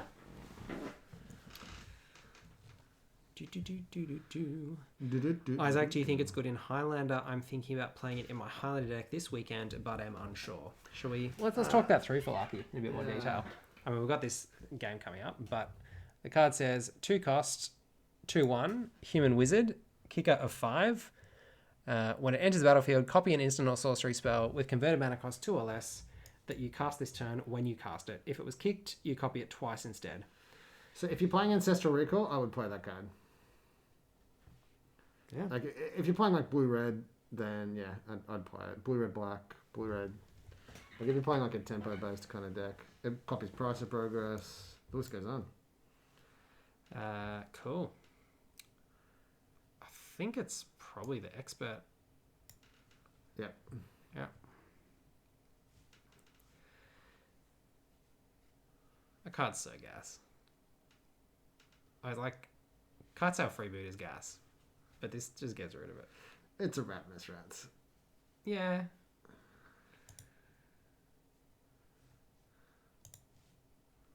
I think it's pretty good. It is pretty good. I think it's better than Ravenous Rats. Yes, it's got Like, 2 toughness. Well, and it can see the whole hand. It can. Yeah. Ravenous Rats, even if killed in response, does something, whereas this doesn't. True. So yeah, if you're playing Ancestral Recall, then I think that Seagate Stormcaller is good enough. I played Esper Miracles. It's a bit harder to make work in Esper Miracles, isn't it? I guess it's still good with all your like Brainstorms and Preordains and yeah. If you're playing, what's your points, Larky? What's your points? What points are you playing? Point. Are Ponder and Preordain pointed these days? Surely not. No books on those ones. Ghastly Gloom Hunter is not a bad target for Feed the Swarm, but it's also we just don't need to kill a 1/1. I want to trade with this, so the question is whether I play this. But if I draw a Swamp, then I want to be able to play both of these. Yeah, that makes sense. I think mana efficiency is good. And it gains us life. Like, we're just doing fine against that Gloom Hunter. And we've got Drana and Shepherd of Heroes as top end in this hand. It's pretty good. Yeah. Like, we're currently sitting on pretty much an equivalent board to them, but with an extra card in hand, and our cards in hand are super gas.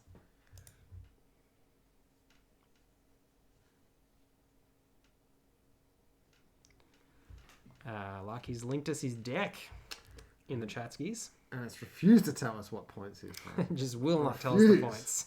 Do your own research, Isaac. Let me Google that for you.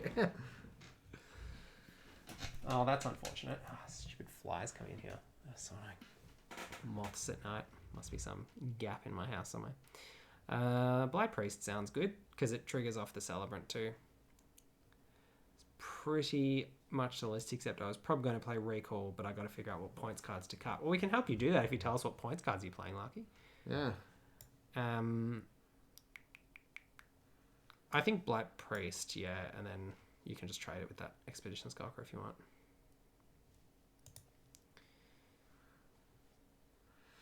Yeah, we'll just trade.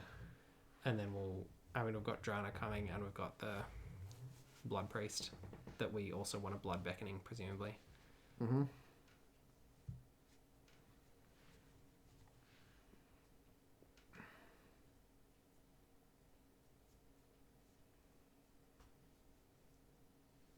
This deck's pretty gas. Yeah, it's pretty good.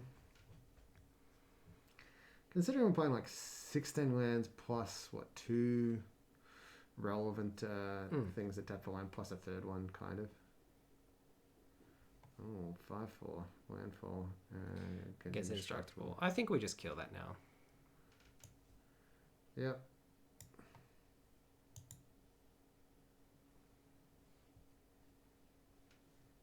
No attacks.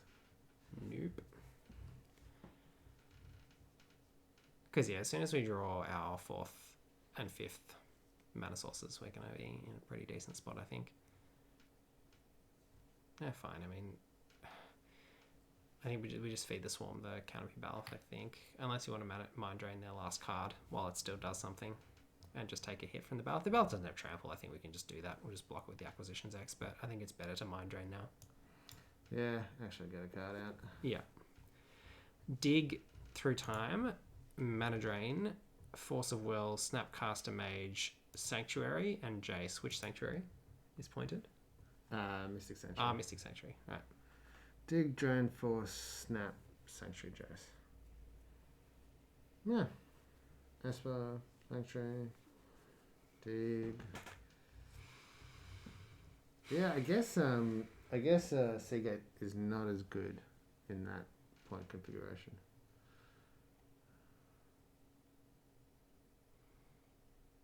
Alright. I'm just going to trade this with this. Yeah.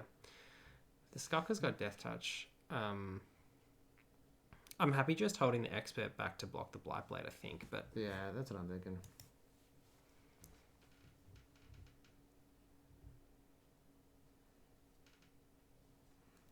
How many things do we have to discard?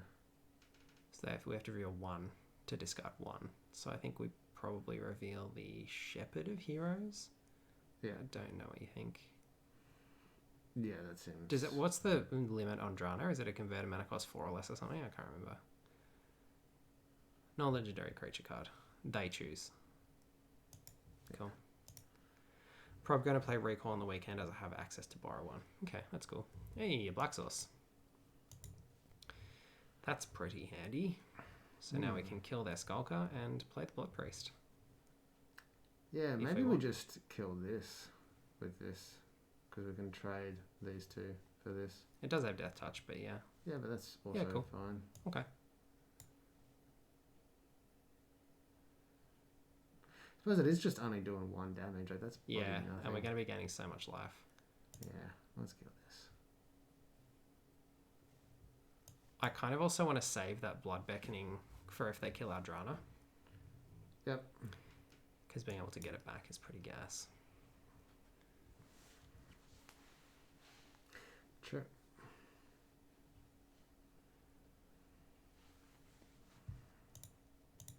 Sweat. What do we bother with this? Nah, definitely expert. Because it's also really good to get that off the board if they're playing... Oh, well, they've got another one, but... Sweat. If they're playing Rabid Bite, you don't want them having access to Blight Blade, ideally, or to Death Touches in general. Hopefully they did not draw Rabid Bite. That would be an unfortunate series of draws. Jiraga Visionary, also annoying. Vision is scary. It's basically like they've got a great Henge in play. What's going on? Yeah. Cool. Alright, Get in there. Oh, we probably should have cast this first. No. No. I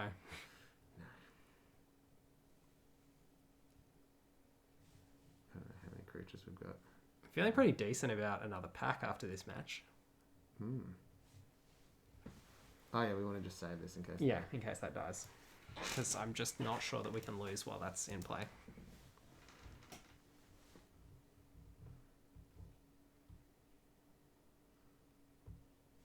Yeah, we're just going to keep getting... Good things back. Yeah. Like, this one's the next to come in, then this one, then this that one. Yeah. Hmm. Yeah, things get pretty dicey pretty quickly. I mean, like, they can just... If we block with shitty things, they can make us get those back. But we just block with the Blood Priest because we'd rather get that as a ETB and just block that, yeah.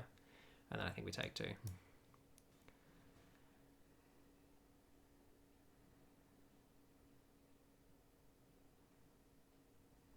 Great.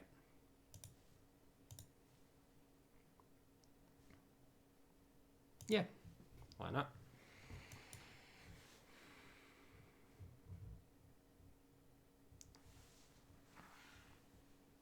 Fine with us.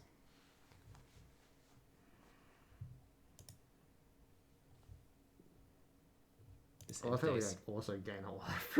Yeah. And it gets a +1/+1 on counter. Like, yeah. This card's silly. It's fairly rude.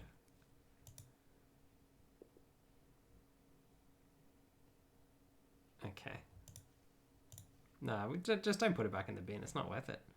It doesn't have dash shots. All right. That's terrible. Yeah. I mean, yeah, it could have Death Touch in a moment. Yeah. Or it could get +1, -1 so that it trades. Malachir Rebirth, okay. Choose a creature used too often. Well, I guess we're discarding a card. Dies, return to the battlefield, tapped on its own control. And Well, I mean, we can just Deadly Alliance it if you want. Rogue, and bat. Oh, we just discard this. We just discard the Swamp, yeah. I think it's better.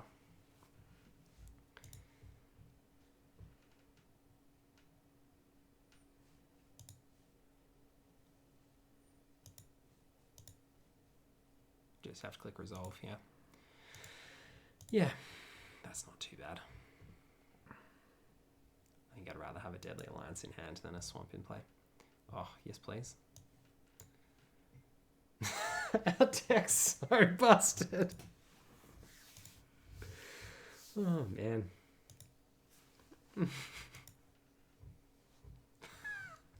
It's lethal. Oh, gosh. And we just gain like Heap of life. Oh, good game. Good game. Good. Good. All right, pack number 3. Hopefully something gas. Get out of this garbage. Oh, rank up. Lovely. Rank up. Got it too. Jiraga Visionary, who we just slaughtered. Deadly Alliance. Worked well for us in that game. And a Plains again. Alright. We got this idiot, Coral Helm Fellow. A Shatter Skull Smashing, which is a nice one. Yeah, that's a good one. A Ruin Crab. Not bad in the old uncommon slot. A Fearless Fledgling. A Scoot Swarm. Come on, Gorge! Come on, Gorge! No, it's not this slot. Alright, come on, okay. Gorge! It's the next one. Hang Come on. on, Gorge! Alright. Ready? Oh, yuck. One of the worst rares in the set.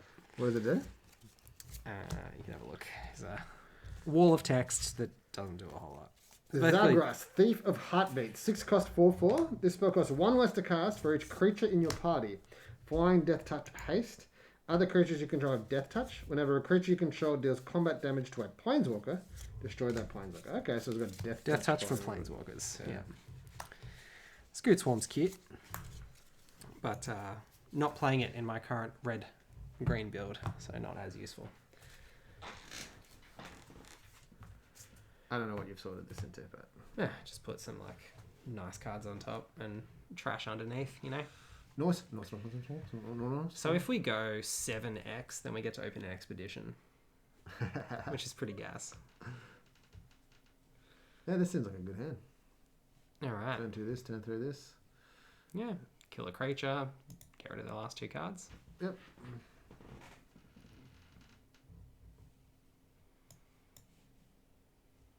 Cool. The Pathway was a good pickup. It's been good.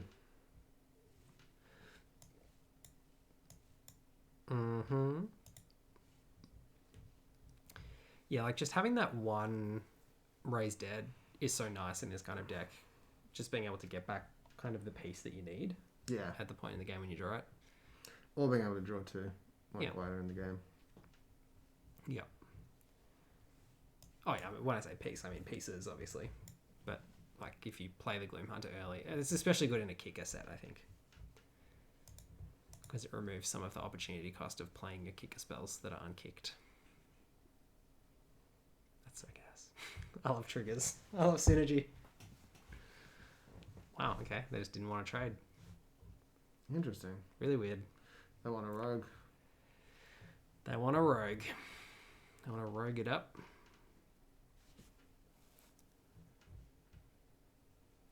Yeah, that blood price is feeling nice here too. It's actually been good both times we've drawn it. +1/+1 counter.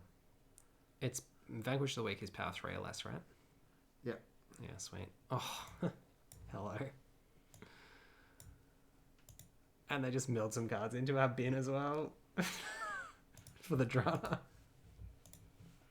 Oh. I just saw them running Blight Priest and I was like, cool. Cool. Yeah, we'll have that. I mean, they've probably got removal spells in their black-green deck, but still. This looks like a Rabid Bite. Yeah, okay. Cool beans. Yeah. I think we just jam the Drana. What do you reckon? Yeah, I mean, we could wait. We could play the Malekith Blood Priest and then Mind Drain them next turn. We could Mind Drain and play the Blood Priest. Oh yeah, we do it this turn. It's just less likely to hit their removal spell than playing the Mind Drain next turn. We can also just Blood Price this turn.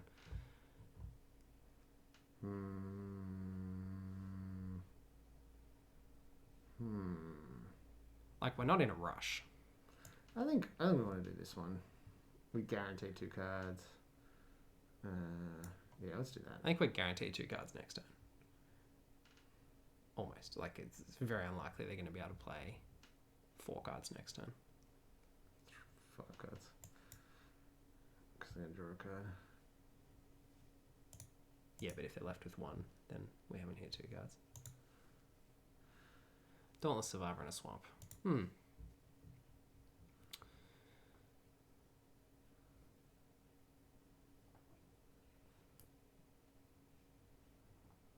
I actually just really want to play this, which made me want to play the Mind Drain. That was what was going on in my head. But in hindsight, maybe the blood price is better here because the potential to hit 2 better cards is relevant. Just figure like it's kind of awkward that turn because like they don't know if they want to keep the land or they want to keep the 5-drop. Like, yeah. I mean, they're still on 12. Like they're on the back foot here. Yeah, they're on 12. We've got a big bomb and they've got to hold their removal for it. Okay, well, they didn't hold their removal. That's good. And they chose to play their inscription unkicked and attack for some reason as well, which is fine. Or is that another land? Since we're on 26. Pretty okay with that. Oh, hello. Yeah, I mean...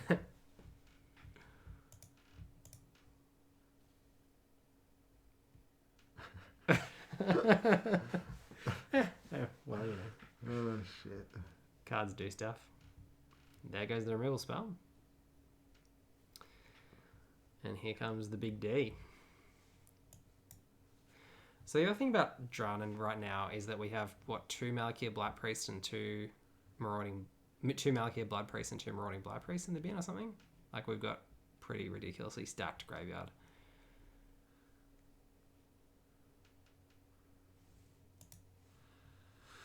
Yeah, so... they could give us the Gloom Hunter.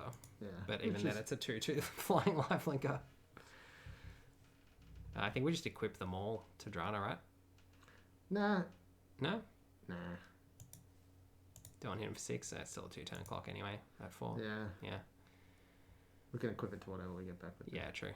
Now we get the Gloom Hunter.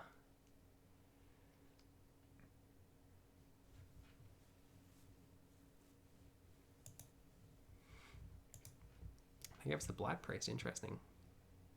Well, yeah. You want to do that? Oops. This one. Yeah, cool. So that and the swamp. Cool. Seems gas. We have Cleric. Yep. So, yeah, so we can see both cards. Better than Ravenous Rats. Yep. Yep, cool. Sweet one. The Big Mammoth and the Tajuru Snarecaster. It's a rogue. That's true. I don't think we block. Not that it matters. I mean, like, sweet.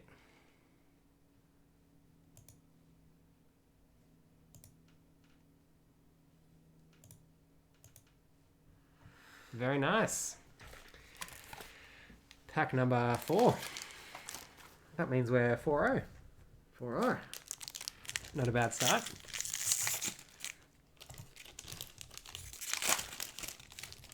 Alright, so we'll get rid of this token first.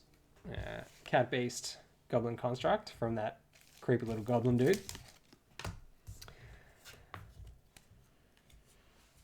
Electromancer, some other garbage. Let's go to that land. Another Skyclave Relic, this time non-foil, but still extended art.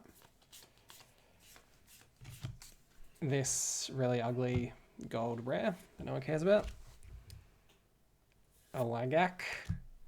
Is that a Nectar Pot? Yeah, I think so. Come on, Gorge. Come on, Gorge. Come on, Gorge. The old Nahiri. It's really sweet art. Sweet Nahiri. We've got one garbage card in between, I think. Yeah. Akum Hellhound. And then... Come on, this has got to be an expedition this time. Come on. No. This rubbish rare. Here's All right. this. What do we got? We got Squad Commander. Yeah, join the game if you like. When it's a 4-drop 3/3. When squad commander enters the battlefield, create a 1/1 white core creature token for each creature in your party. At the beginning of combat on your turn, if you have a full party, creatures control gain +1/+0 and gain indestructible until end of turn. Coomhand Mahiri, Heir of the Ancients. Create +1 is create a 1/1 white core warrior creature token. You may equip an equipment. You may attach an equipment to it. You control to it. -2 is look at the top 6 cards of your library. You may reveal a warrior or equipment card from among them and put it into your hand. Put the rest on the bottom of your library in a random order. And -3, it deals damage to target creature or planeswalker equal to twice the number of equipment you control. I don't reckon this is a keeper, but I'm not sure. Actually, Core Summon can hold the fort and we draw a black source at some point. Yeah, we did Find our second blood source. Yeah. That seems right. Like he says, pulling a Copperline Gorge would be an improvement on what we're currently pulling. No. You want to play the tapped land? Yeah. They're 5-drop. This one? Yeah. Okay. Yeah, I think it would be an improvement. Copperline Gorge would be better than that absolute garbage white party rare. Yeah. Which I just like, why do they make cards like that? It's so bad. I mean, you got a full art foil mythic. I guess this is the expedition effect, right? Because that full art foil mythic is like playable, and it's like less than $15. Yep, exactly. That's what expeditions do to your boxes. I think we just play this 2-drop. I agree. Even though we don't get full value off it, because we haven't got the Celebrant in play yet. But I mean, that's sequencing of anything that you play before you play Celebrant, I guess. So no black source yet. But that's fine. Yeah.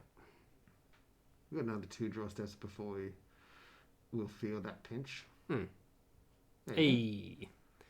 So Blight Priest or Celebrant, I think. Oh, Blood Priest, Celebrant. I think Celebrant. Yeah, Celebrant. Yeah. Cool. Yammet. No attacks. Oh, not that I need to do that. Because we have no plays. Next turn will be interesting. Whether we want to play the blood price or not. Yeah. I think we probably do. Yeah, if we draw a swamp, then I don't think we do. Woody's God found the chat room. What a hero. Can you believe it? Double block? I don't think so. No. I mean, this is just such a trash card. If they spend a trick killing it, you would have no idea how long this took me. Sam, I can absolutely believe that it took you a very long time. In fact, I think it's taken you months. I think you've been trying to comment on these videos for literally months. It's pretty sus. Pretty sus. Very sus. I think you play the play the 2 creatures. Play the aspirin first. I believe. I could only do it on Facebook. Yep. That is correct. He's been trying for months and he's finally figured it out. Oh, Woody. Don't ever change. Amazing. I'm going to have to clip this for Graham and send it to him. Yeah, Blood Priest. And who do we want to pump? I think we pump the Celebrant and get in there because we're more likely to want to block with this. I think we want to keep the Celebrant alive. So cup the 1/3. Pump that? Yeah. Cool. And do we attack? Yeah, I would. Probably to your own detriment, however. Attack with both, or? Yeah, I'd attack with both. Yeah, cool.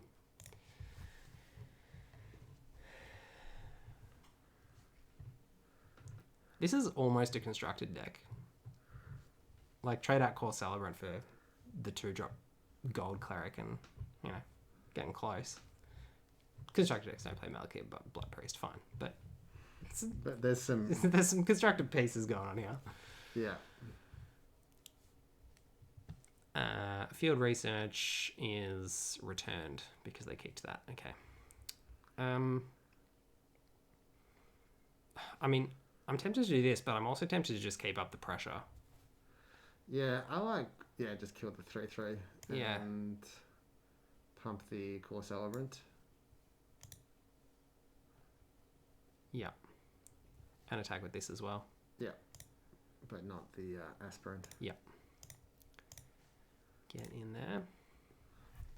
I should try with the 2 on here. Yeah.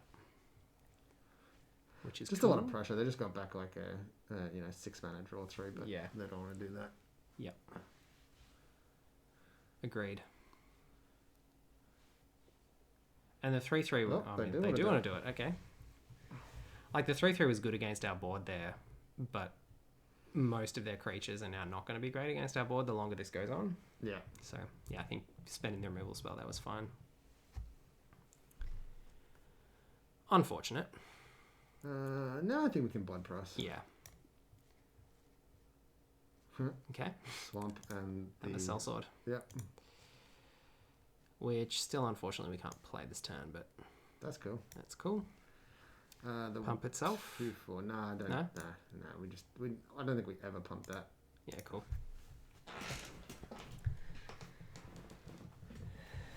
So we've got Drana next turn. Well, I'm glad, Sam, that after months you finally found your way into the chat. I'm also glad that Sam's here. I like Sam.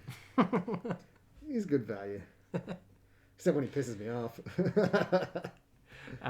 I think you should tell Sam the story that you were telling me earlier about imagining Sam joining the Channel Fireball crew for real. In Among Us. We were just talking about the difference between the CFB Among Us crew and how we play pretty loose. One of the things that I was saying, this is, Woody, you could probably attest to this. I told Jesse one of his tells. So Jesse, when he's playing Among Us, when he's crew, he like snap votes for people when it's inappropriate to do so. Like when there's like 6 people and he's just like, I know, I've got a perfect read. I know exactly who the killer is. And when he's crew, he'll just vote even though there's like still like 50 seconds left to discuss. But when he's imposter, he never does that. When he's imposter, he's a much better crewmate. So when Jesse's pissing me off with his inappropriate crew playing, I'm like, he's definitely crew. I guess I have to vote with him. Like manipulating me to vote with him. And then one time we'll get him. Yeah, you'll get me. You'll definitely get me. Do we play Drana or do we play 2 dorks here? Let's attack. Yeah. So I think because this can become a 5/5, I think we just make this a 4/6 and attack. That can become a 5/5, huh? Yeah. How can it become a 5/5? If they cast a kicked spell. Oh, okay. So it's probably going to be into the Royal off their mana with 6 cards in hand, but that's fine. Like if they into the Royal this. I think I'd attack with both. Okay, because they're on 6. Yeah, that's fine.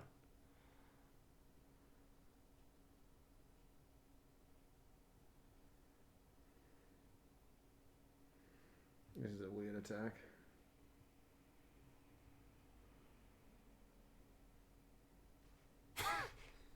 Well, I mean... I guess play the Sellsword Brute and then play the Blood Priest and... Yeah. Yeah.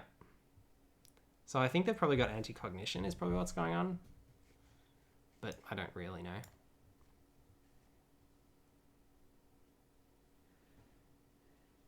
Cool. Giga. Giga. A giga. A giga. A giga. Lovely. Lovely job. Number 5. Surely this has to be an expedition. How is this cat not conceded? Says Woody. Well,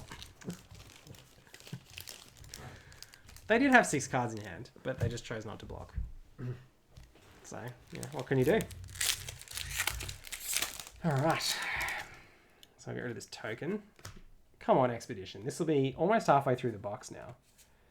Got to be an expedition here. Royal Eruption.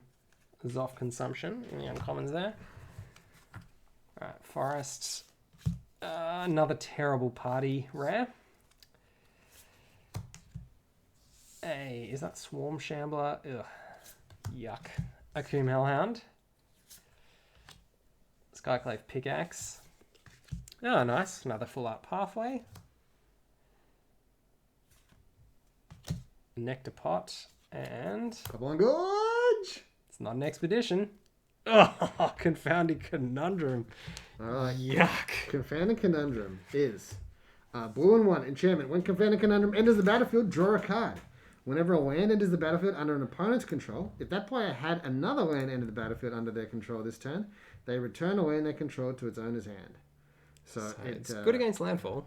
decks. It stops fetch lands in modern and Yep. stuff. And it's a cantripping 2-cost enchantment, so it's not a terrible card by any stretch. I'll buy this one off you as well. Yeah, cool. And some people experiment with it in Highlander. I think so.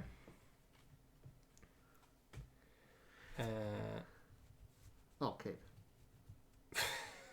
Like aspirate into more.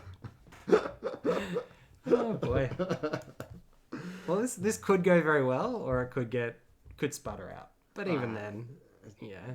Yeah, just not. Oh, cool. Okay. Well, I think we still want aspirant, right? Yep. It even becomes a 2/2 on the first turn. It's so silly. So gas. Lovely. This is going to get very silly very quickly. You definitely have to play the equipment here. Oh, yeah. Yeah. It's not even close.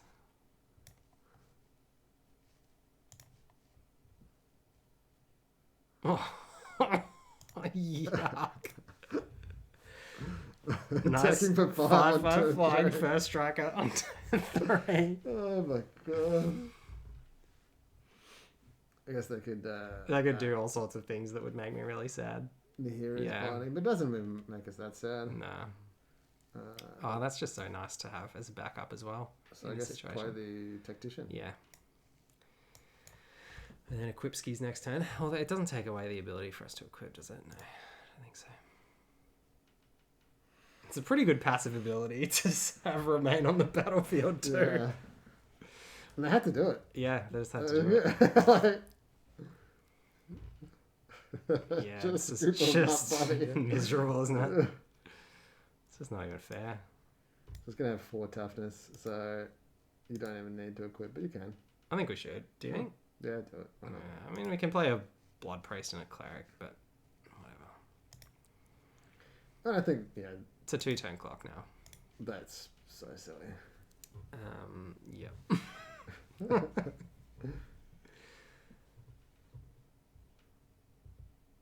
Yeah. A good. Oh no, hang on. Could be something. Nah, the Rabid Bite is like I think the only removal spell that's available to them here, and that just doesn't do it. We'd have to block with this somehow.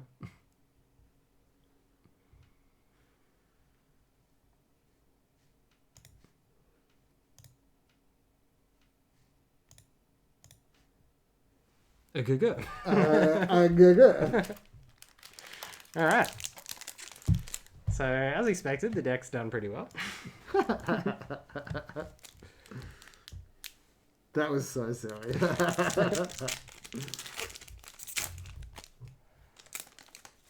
This point with the lack of expeditions, I actually kind of don't want you to hit the Copper Line Gorge. Yeah.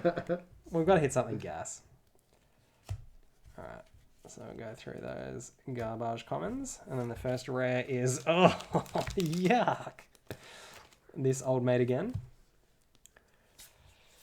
And then a terrible Crawling Barrens, which, I mean, it's not a terrible card, but it just isn't seeing all that much play. There may be a colourless deck that develops over the next year, and Crawling Barrens might be good in that. A couple more garbage commons. A red-green pathway, full art.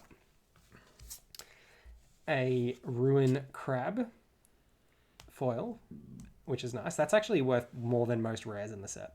Not even kidding. Yeah, no. And a terrible card at the back again. Oh my god.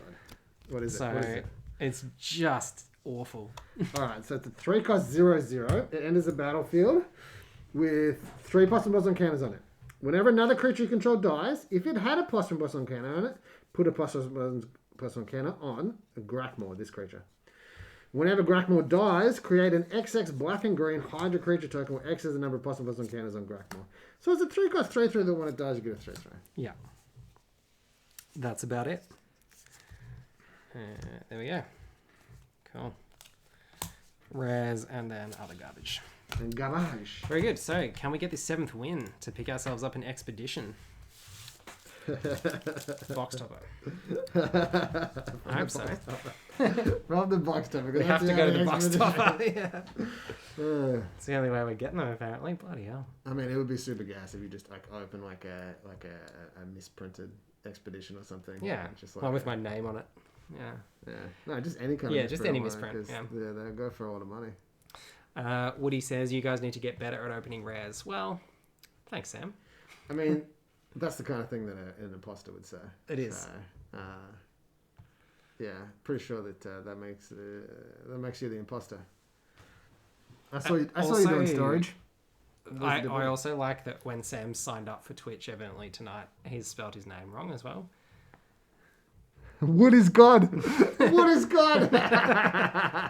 Wood is God. Wood is God. Wood is God. Nature is the essence of spirit. Woody is God is not allowed. Oh my goodness. Okay. Yeah. It's fine. Like, it's not as amazing as our last hand, but hopefully it'll get there. Woody, I think, is considered inappropriate. I would agree with that. Woody is inappropriate. It is. Yeah. I'm talking specifically about... about this person. Yeah, this person. Who's talking to us. Yeah, completely very inappropriate. Yeah. I think most people would agree with that assessment. Mm-hmm. Mm-hmm. Yeah, ravenous rats get in there. Ravenous rats that can block their stupid dork as well. So strong. Get out of there. But what if it is your nickname? I think the question is, what if it's your nickname? In which case, it's great that it's banned. Yeah, appropriate that it's banned. Yeah. Cliffhaven Cell Sword. Oh, this is lovely. Lovely. Of course, Celebrant blocks that person reasonably well. At least on paper. Ridiculous. Ridiculous. Oh, wow. Okay. Well, I don't think we just block both. Like, I mean, so they could have that 3-cost trick, right? That gives +X where X is creatures in party. So maybe we just double block the Sellsword if you're going to block the Sellsword. I just bought them a Sellsword with this one. Okay. We'll find and trade this for a trick. Yeah, cool. Yeah, that makes sense. Yeah, whatevs. Yeah. I'm down with that too. They're down to 3 cards in hand, and I think if they're playing red-white, our general card quality is going to be a lot better. Yeah, I prefer to be on the life. So let's draw something gas. Luminarch Aspirant's pretty gas. And I think we just take the spell. Yeah, we've got so many lands. Yeah. Maybe we wanted appliance. This can be a white source if we need. Yeah. I don't think we have double white. Actually, can be equip on the. Except the equip on them all. Yep. That's true. I think we just kill that GP this turn. Yeah, I think the same. Is it the speckless one? No, shows no basic lands, which is not the case.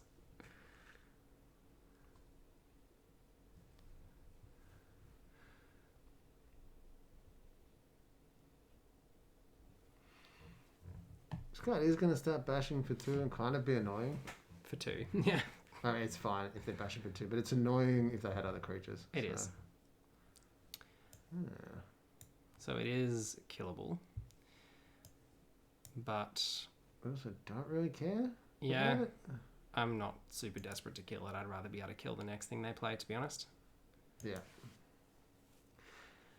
Really want to open an expedition. Thundering Spark Mage, how is that fair? We should have killed it. Damn it! Oh, gotta kill the Spark Mage now. I don't think so. I think we kill the banner. Okay. Yeah, because this is Yeah, it's ETB. Yeah, fair. Your FB post says you're playing Among Us and you're actually playing Magic. That's very sus. Well, I could have sworn I changed that, but perhaps I didn't. No, I definitely changed that. Yeah, you definitely changed it, but the Facebook's page, obviously glitched. Yeah. Well, it's probably more likely ODS. Punished, says Upside Down Fairy. That is true. We got absolutely punished. Yeah. Imagine if we had a Luminarch Aspirant in play and we're just beating the absolute living daylights out of them. Just imagine. I can almost taste that expedition. Yeah. Tastes like cardboard. I think we can cut 2 from this, yeah. Yeah. If they don't buy anything, then we'll kill it at end of turn. What on earth do they have in hand? Removal. Yeah. I guess so. Ugh. What do we have in hand? Not creatures. And not removal. Yeah. Stupid McKinney Stampede. We want to draw here. I think we want to draw the get 2 creatures back from your bin. Yeah, that'll be a good one. Yeah, Blood Priest's okay. So one of the removal spells they might have costs 5. So yeah, I mean we might as well just do that. I mean it's going to kill that anyway if they have it on their turn, but presumably they've got Royal Eruption too. So if they spend that on killing the Blood Priest, that's kind of okay because it can also go to the Dome, and it can also go to the Dome for 5 once they get to 7 mana.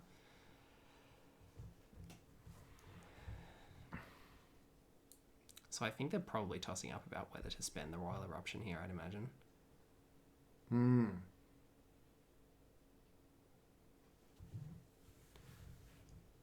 11's actually a decent life total to be on, to be outside double Royal Eruption range.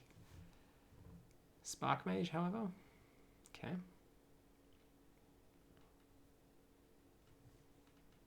Journey to Oblivion that. Okay, well that makes sense. Right, that was a pretty good play by them. Yeah, it was nice.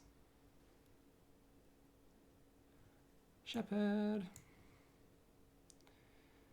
Lovely. Well, that block's okay. Hopefully they don't have another removal. Yeah, I agree. Alright. That I can deal with. Kind of. Although now I have to trade. Well, I think we block because they're going to attack with that again next turn anyway. Yeah. And now we get to draw that. I was about to say that. 5, 6, 7, 8. So we can spend 5 on that and still be able to play a Acquisitions Expert to get rid of their last card. Unfortunately, we've already spent our Feed the Swarm, which we could use to get our Maul back. I think that's our only enchantment destruction. What's the other creature we want, though?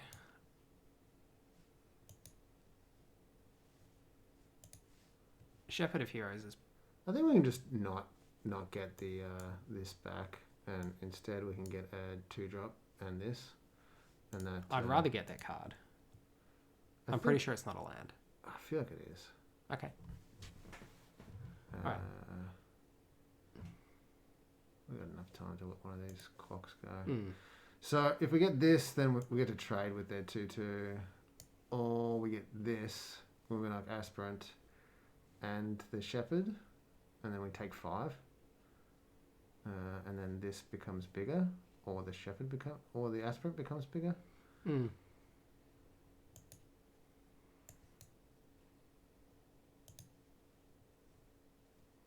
Yep, okay. Yeah, let's take the more powerful cards. I think that's fine. Probably should have played the McKinney Stampede, hey? Then we could have cast the Shepherd this turn, but that's alright. I think keeping it in hand's okay. Hopefully they don't have another Thundering Spark Mage. Ugh. Yeah, I mean, they've got us twice with Thundering Spark Mage. Alright, so take 5 from this. Die to like a 5 damage thing. Oh, What the fuck is this? yeah. Each creature you control gets +1/+0 for each time it is attacked this turn. Whenever land enters the battlefield and you control, if it's your main phase, there's additional combat after this phase and at the beginning of combat on top of creatures you control. Yeah. So we're dead. I think. Because we get to, if they attack with everything, yeah, we can take Morag once, and it means we have to pump the Aspirant here. Yes. No, either way we still lose both creatures. Nah, it's pretty miserable. Because we punt the Shepherd of Heroes, then yeah, maybe bumping the Shepherd of Heroes was right. Oh, this gets +1 plus that? Oh, they all got +1 plus that. Yuck, I forgot about that. Okay, no, we're dead. We had to pump the Shepherd. Now we die. To their next attack step. If they have a land. Yep. No. Alright, commiseration pack? Commiseration pack. Oh, terrible.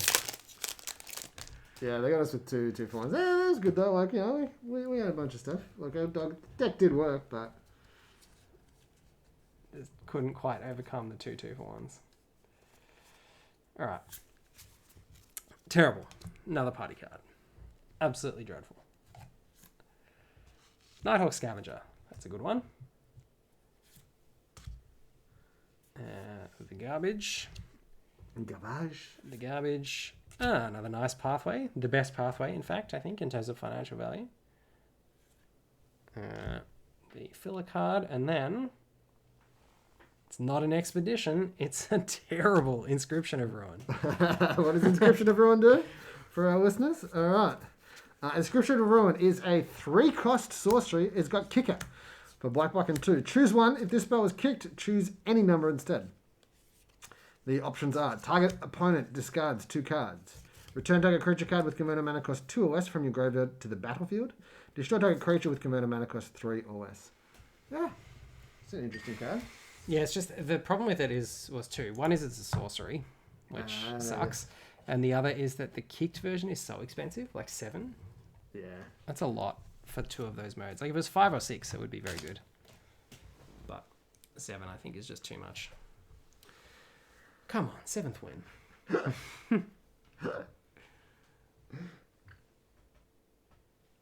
I think we've got a good chance of getting a 7th win here. Yeah, this card's garbage. I'm never going to play that. No, order. Never. Take all your tokens though. Okay. That's cool. The lands will definitely see play in Highlander. Basic lands? Or the flip lands? The flip lands, yeah. I don't know about that, actually. You don't know? Oh, okay. They're close. But check lands don't see play, so... Okay. Like Glacial Fortress.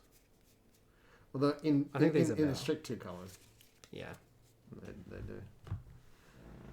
We keep this. For our non-Australian viewers, when we're talking about Highlander, we're talking about Australian Highlander. So like 60 cards, 7-point Highlander, not Commander. Just got to yam the Aspirant, I think, but I mean the Blood Priest's also fine if you want to try and draw the removal spell, but just go for it. Yeah. Nice lands, by the way. Those are Euro lands, I think. Old school. Yeah. Cute.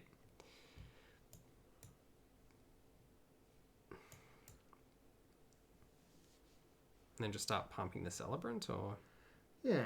Because we're never going to attack with the Aspirant into a Flash Rogue, kill us with your Death Touch kind of situation. Yeah.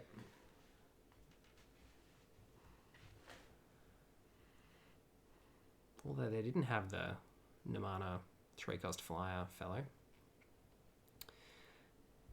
Cool. I think it's probably Land Blight Priest.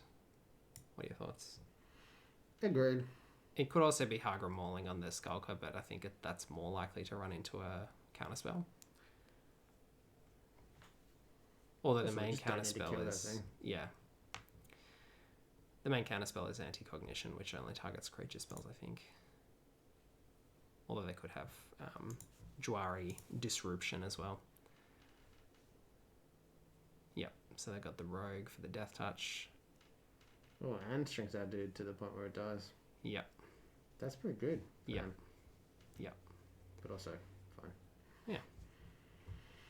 Also fun.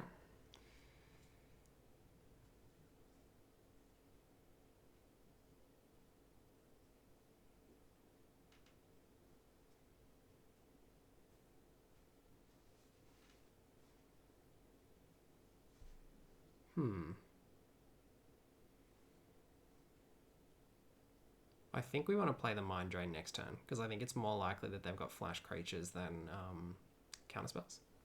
Mm-hmm.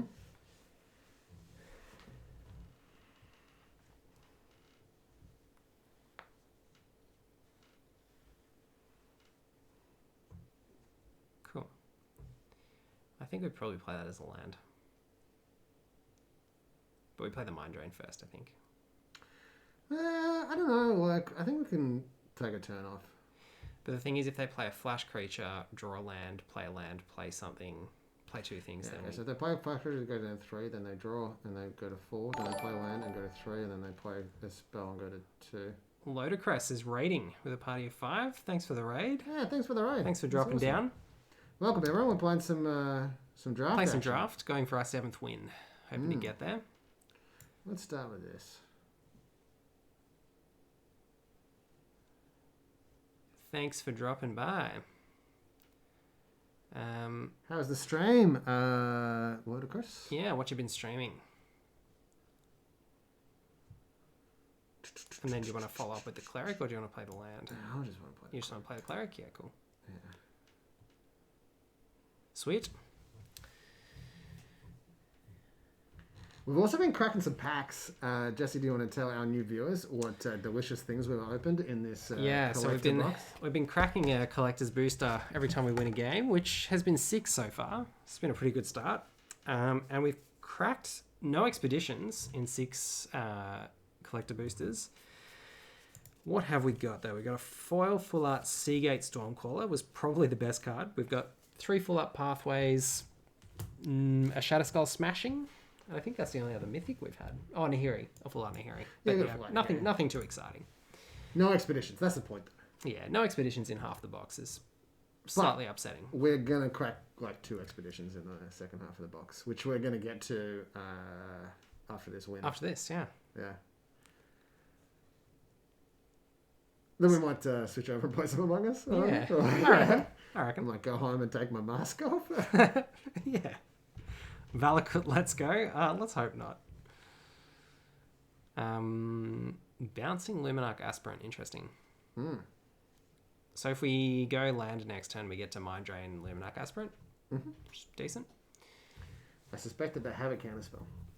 And that's why they're countering this. Bouncing it, yeah.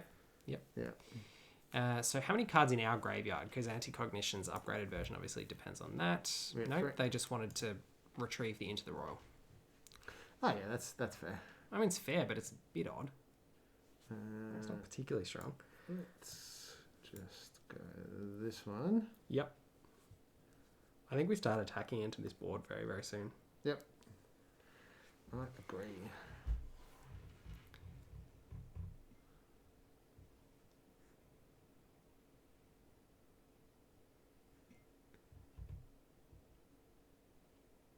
Cool, got the Nighthawk Scavenger. Got him.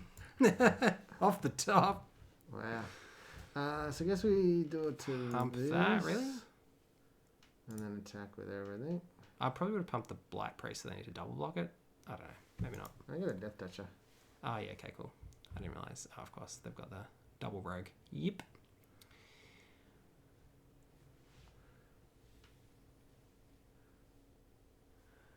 Got the follow from Ludicrous. Very nice. Thanks for the follow. Draft and heavy. Good to see some draft going on. Draft action. Yeah, surely we hit a land. Surely we hit a black source by doing that. Or a source.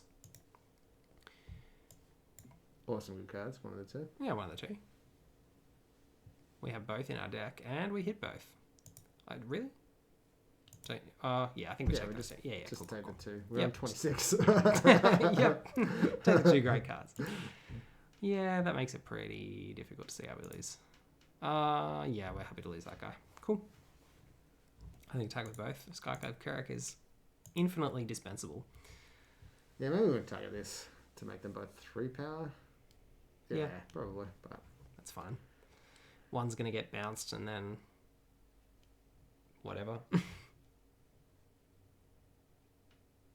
Interesting. Okay. Are they bouncing Plus their ones. own creature? Yep. So then they can give something -2/-0. Yeah, fair enough. I like that. Then we mill 2 cards. Then maybe their anti-cognition is on a better mode. If they still have that in hand.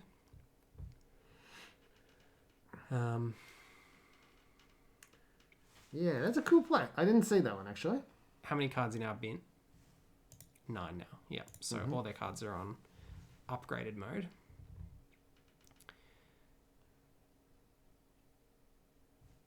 The Maul is still super gas, but yeah, there's obviously plenty of opportunities for them to have removal here. Yep. So they've carefully tapped 4 mana, which could be Bloodchief's Ascension, but they'd only need to tap 1 to kill the Aspirant with that. Could be another Into the Royal. Could just be roping out. Rope. What are you thinking next turn for us? I'm thinking that okay, so if we draw a land, then we'll have 6 mana, which means Deadly Alliance plus Blood Priest if we'd like. Okay, Into the Royal maybe makes a difference because we might then just play this and this. So we'll probably start by playing this because if they have a counter spell. Ooh, bubble. All right. Okay. And then attack for 3. Okay. Yeah, so the counter spell's now a hard counter. So we can also feed the Swarm the Bubble Snare. Which is interesting. I don't think we do. I think we just play this. Yeah. And then I think we play this. And yeah, so there's the anti-cognition, yeah. whatever.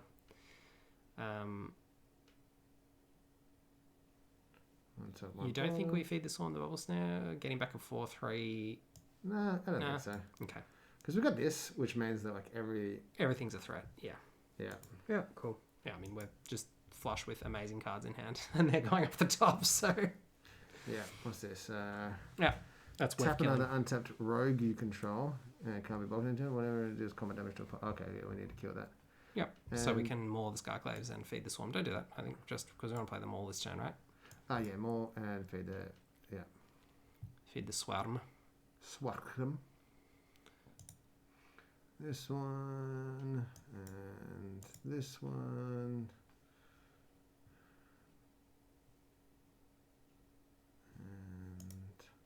And get in there. Attack and lethal next turn. Sounds good to me. With 3 removal spells in hand. Yeah, awkwardly no creatures, but that's all right. Yeah, that's true. That's true. But, oh well. 4 mana. Well, it's not a land. Into the Royal. It's Okay. into the Royal. Rightio. We got a Hopefully vampire not credit. So into this an is anti-cognition. lethal though. No, it's not. No, it's not. Lethal. It's No, it's far from lethal. it's pretty close. We have another one of these in our graveyard? Yep. No, we don't. I lied. We have Drana though. But I think we just vanquish the weak, their Expedition Skulker, don't we? Yeah. I don't know. Let's do that.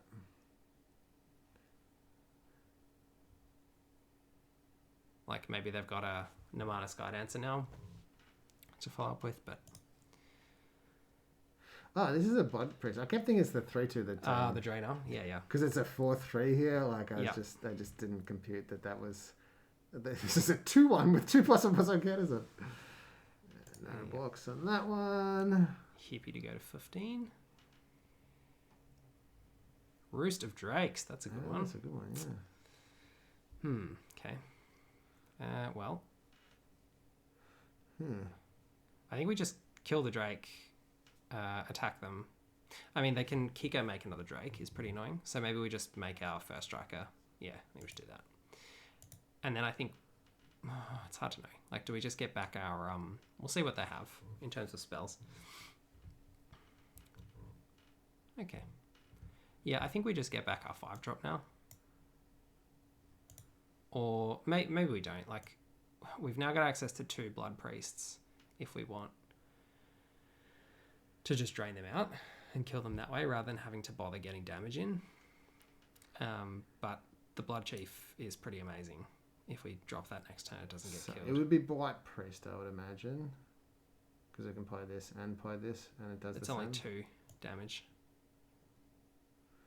Okay, so if we get this, then we don't have. We need to get another another type of creature. So that's what I'm thinking. Like we could hold the Blood Beckoning, but I think I like casting it now, and I like that over the Drana, really. Yeah. I feel like Drana wins the game in the end, right? All right, we'll get Drana. And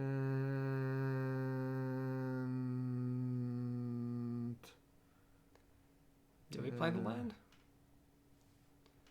Yeah, maybe we do. Feels pretty miserable, but yeah, let's play the land.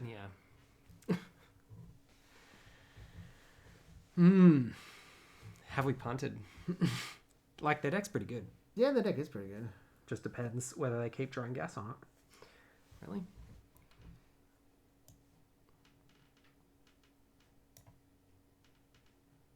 I think we play this and then... Really? We've only then got 4 mana. No, it's because like this is lethal and then this would be lethal with this, so they can't attack with anything. Whatever. I think we just play that. If they've got another anti-cognition, whatever. Yeah, like if they've got an Into the Royal, then we definitely want to apply these two. If they just have a straight removal spell, we want to apply these two. If they've got nothing, then we want to apply this. But not by much. Well, it looks like they've got something. Because they're taking their sweet Tam. Or they're just... yeah, just they're just going into full control. Yeah. Full control. Well, bluff. Attack for 4 here. So they've got a 4/4 Skitter Snake. Fine. Okay. I think they're in a little bit of trouble, hopefully. This could be an Into the Royal, so I don't love equipping them all. Nah, I think we just attack. Yeah, I think we just attack, because then if they try and Into the Royal something and double block us, then at least we've got the Deadly Alliance up as well. Yeah. Plus we'll get the creature back. We can actually put full control mode on and Deadly Alliance here, considering... actually, this is just lethal as well, yeah? With this? It's 2 damage. Oh, we play the Sellsword. Yeah. Yep. Let's see what they got.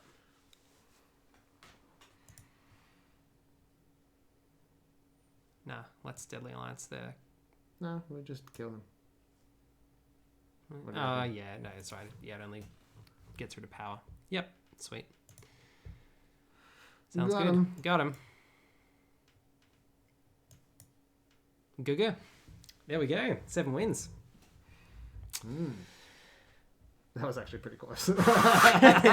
Considering what we had, that was close. That was good. All right, time to open a pack. Yeah. Do you want to do a pack or an expedition? No. Pack? Alright, we got to open the pack for the win. Yeah. I mean, I just assumed that at this point, you just got to keep cracking packs until you open an expedition. Yeah, it's true. Alright. So, 7-1. Not bad. Not bad. Celebratory pack. Yeah. See if we can get expedition number 1 out of here. Some commons. A couple of which featured in our draft deck just now. Swampy. Shutterskull Charger. Yep. Hasn't. Oh, Scourge of the Skyclaves. Nice to get a mythic in that slot. Yeah. And that one's actually... It's still worth a bit. It hasn't done a lot in Standard, but... Scourge of the Skyclaves. It's certainly powerful. Oh, Lotus Cobra. This is a good pack. Yeah. The filler, and then... Come on, Expedition. Come on, guys. Let's make this a... It's the 7th win. It's got to be good, right? Hey, it is an Expedition, but it's a Sea of Clouds. Sea of Clouds. Ah, okay, yeah. That's the white-blue... it's the white-blue Commander land. Yeah, looks very nice. Certainly not a bad one. Yeah, very nice. Plus, this pack was gas. That pack was gas. Lotus Cobra, best rare in the set, Scourge of the Skyclaves, and a cheeky Expedition. Yeah, this is the what is it? What's the single black card that gets... Death Shadow. Death Shadow. It's the new Death Shadow. Yeah, which is pretty cool. Very nice. Well, should we jump on Among Us? Or you want to go home and play Among Us, don't you? Yeah, I kind of want to call it. It's kind of like 10 o'clock. Yeah. So sounds good. Well, we might cut the stream there actually, but thanks for coming along. Nice to. What does Woody say? No. What does no mean? Play together. No, play together. We could jump on, see if there's anyone going, and then play a little bit of Among Us. We'll play a little bit of Among Us. See if we can get a game going. See if we can get something happening. Look, it's going to take a second to set up, but for those of you who were tuning in for the MTG tonight, thanks for watching, but we're going to also jump on some Among Us, so feel free to hang around. Sounds like Woody's going to try and jump in, so you can also watch us slaughter Woody, which is always fun. Yeah. I think everybody enjoys that. I might as well open these Zendikar packs as well while we're sorting this out. Yeah, so we'll find a game and find out what's happening, and then we'll crack some packs. Sounds good. We'll just chuck this on BRB mode while we do that. We could just fiddle around with it. We just fiddle around? Yeah, all right. Yeah. All right. Let's do both. You can just talk to people while we're talk to people about these sweet cards that we got from the thing. So I've got a pile over here that's just the cards that I'm taking / buying off Jesse. One of those is the Full Art Foil Seagate Stormcore. This one here. My plan is to play this and then copy Ancestral Recall or Time Walk. One of those two. They seem like good things to copy. And then we've got this one here, which is Confounding Conundrum. I'm going to read out Confounding Conundrum for people. Bo1 Diamond enchantment. When it enters the battlefield, you draw a card. So it's kind of like a 2-drop. It's a bit iffy. I'm not sure about this, but 2-drop, draw a card when it comes into play.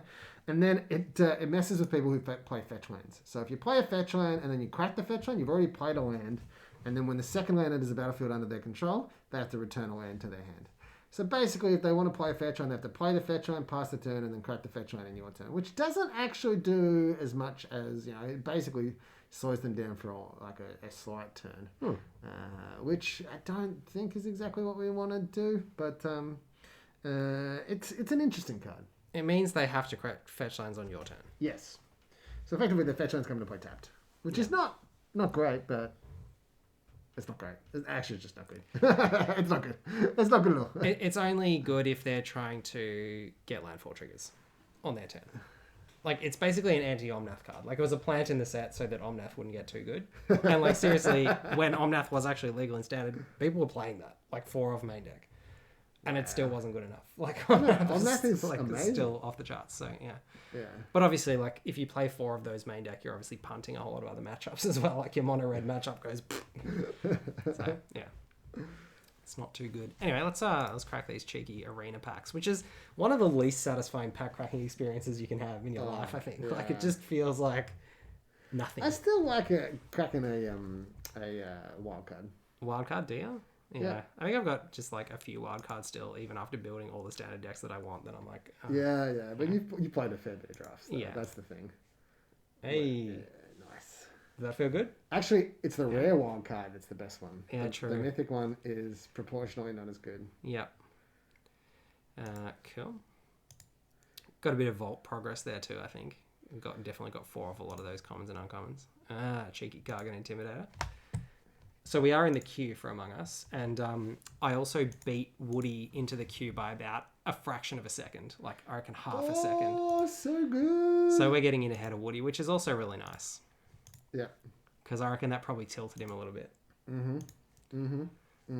Coveted prize. Oh, we didn't even open one of the expeditions.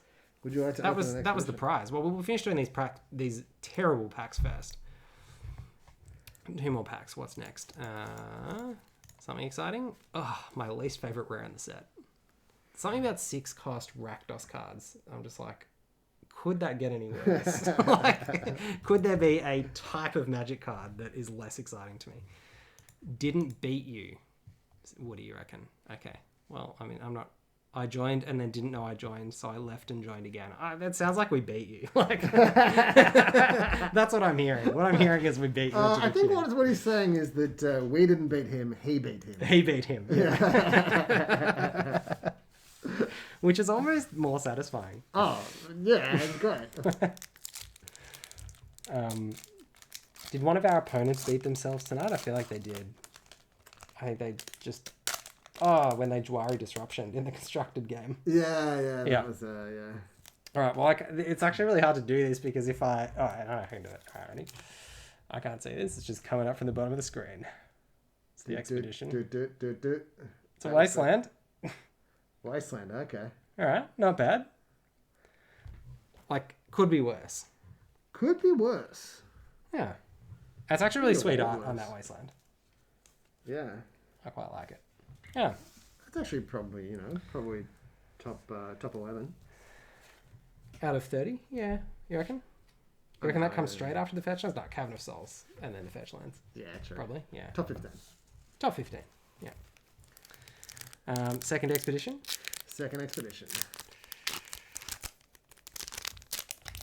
This has got to be a fetch land. So I think I've got 2 fetch lands so far. I think this is the 3rd collector's box I've opened. I've got a Wooded Foothills and a Bloodstained Mire. So, got to get something better now, surely. Alright, what is it? We'll go from the side, see if we can get some colour first. It's an Arid Mesa. Nice, fetch land. Hey, that's pretty good. And I really like that Arid Mesa art, actually, personally. Yeah, nice. Cool. Hey, you finally cracked a fetch land. Hey. So what are you going to do with these... last few boosters? 4 remaining collector's boosters from this box. Am I hearing that you want to crack one? Yeah. Yeah. Well, that's what I was hearing. In fact, why don't we make ourselves large so people can actually see this properly, hey? And cover up this arena. Garbage. Alright.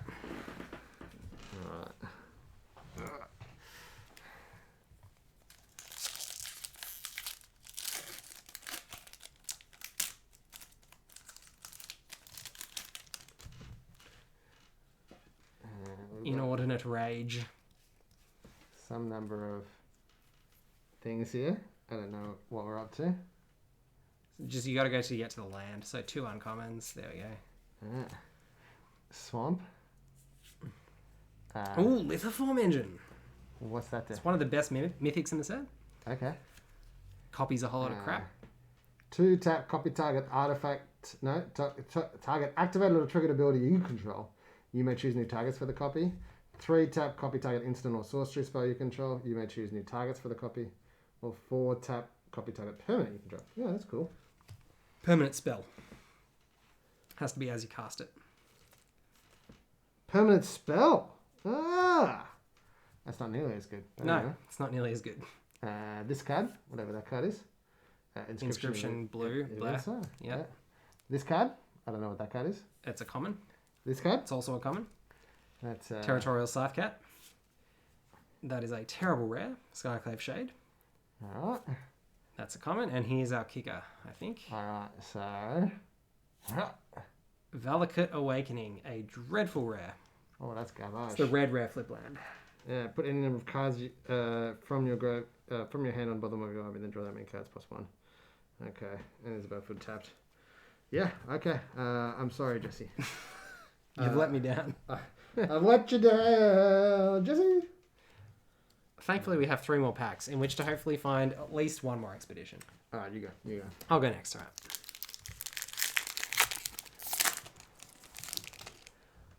So I think this box has been below average, but 1 fetchland expedition to round it out would at least redeem it a little bit. The box toppers were good. Arid Mesa and Wasteland is above average. Yeah. Looking forward to watching Among Us though. Yeah, this has definitely been yuck. It's definitely been yuck. All right, so we got Island, Ondu Inversion for the absolute punch in the face, terrible rare. Ondu Inversion, the double punch to the face. That is disgusting. I'm bleeding out of my nose and my teeth are missing. Brushfire Elemental for an uncommon. Kazandu Mammoth. Yeah, they basically just chopped my legs off. Scottington. Territorial Scythecat. Scottington. No, it's not. It's a Soul Shatter. That is me. My soul is shattered. It's me. Right there on the card. Destroyed. What does it do? Can you read it out for us? Each opponent sacrifices a creature or planeswalker with the highest converted mana cost among creature and planeswalkers they control. Okay. I mean, it's okay, but it costs 3. It does. So it's a better edict, but costing 1 more is Very relevant. questionable. Your turn, Isaac. All right. There's 2 left. Scalding Tarn. Would you like to choose the one that you opened? You do that one. All right. I will do this one. All right. Check this Among Us queue. How are we doing? Do you want to jump in and tell them that we're streaming? Oh. Sorry about the keyboard sound there, chat. We will get to a land. That's the land. Then we've got this card, whatever that card is. Then we've got, a Soul Shatter. Oh. Excellent. This card, which is Inscription of Ruin, and also a Garbage Kaj. This card, which is a Makindi Ox. This card. Ooh, Clearwater Pathway. Clearwater Pathway. That seems alright. Then we've got Skyclave Squid, common. and the kicker. Oh, disgusting. Absolute Skyclave Shade. Black and 1, can't block. If Skyclave is kicked, it enters the battlefield with 2 possible or counters on it. Landfall, whenever land enters the battlefield under your control, Skyclave Shade is in your graveyard and it's your turn. You may cast it from your graveyard this turn. Wow. But I'll buy that one off you. I might see it. I might play it in Highlander sometime. Cool. Cat Beast. Probably cost you $1, I reckon. All right, so we are in Among Us, everybody. And what I'm going to have to do is I need to get a Discord overlay working so that our lovely viewers on Twitch can tell what the hell is going on. I'm also going to end the YouTube recording there because I think the people who tune in for our MTG draft and pack opening probably don't want to watch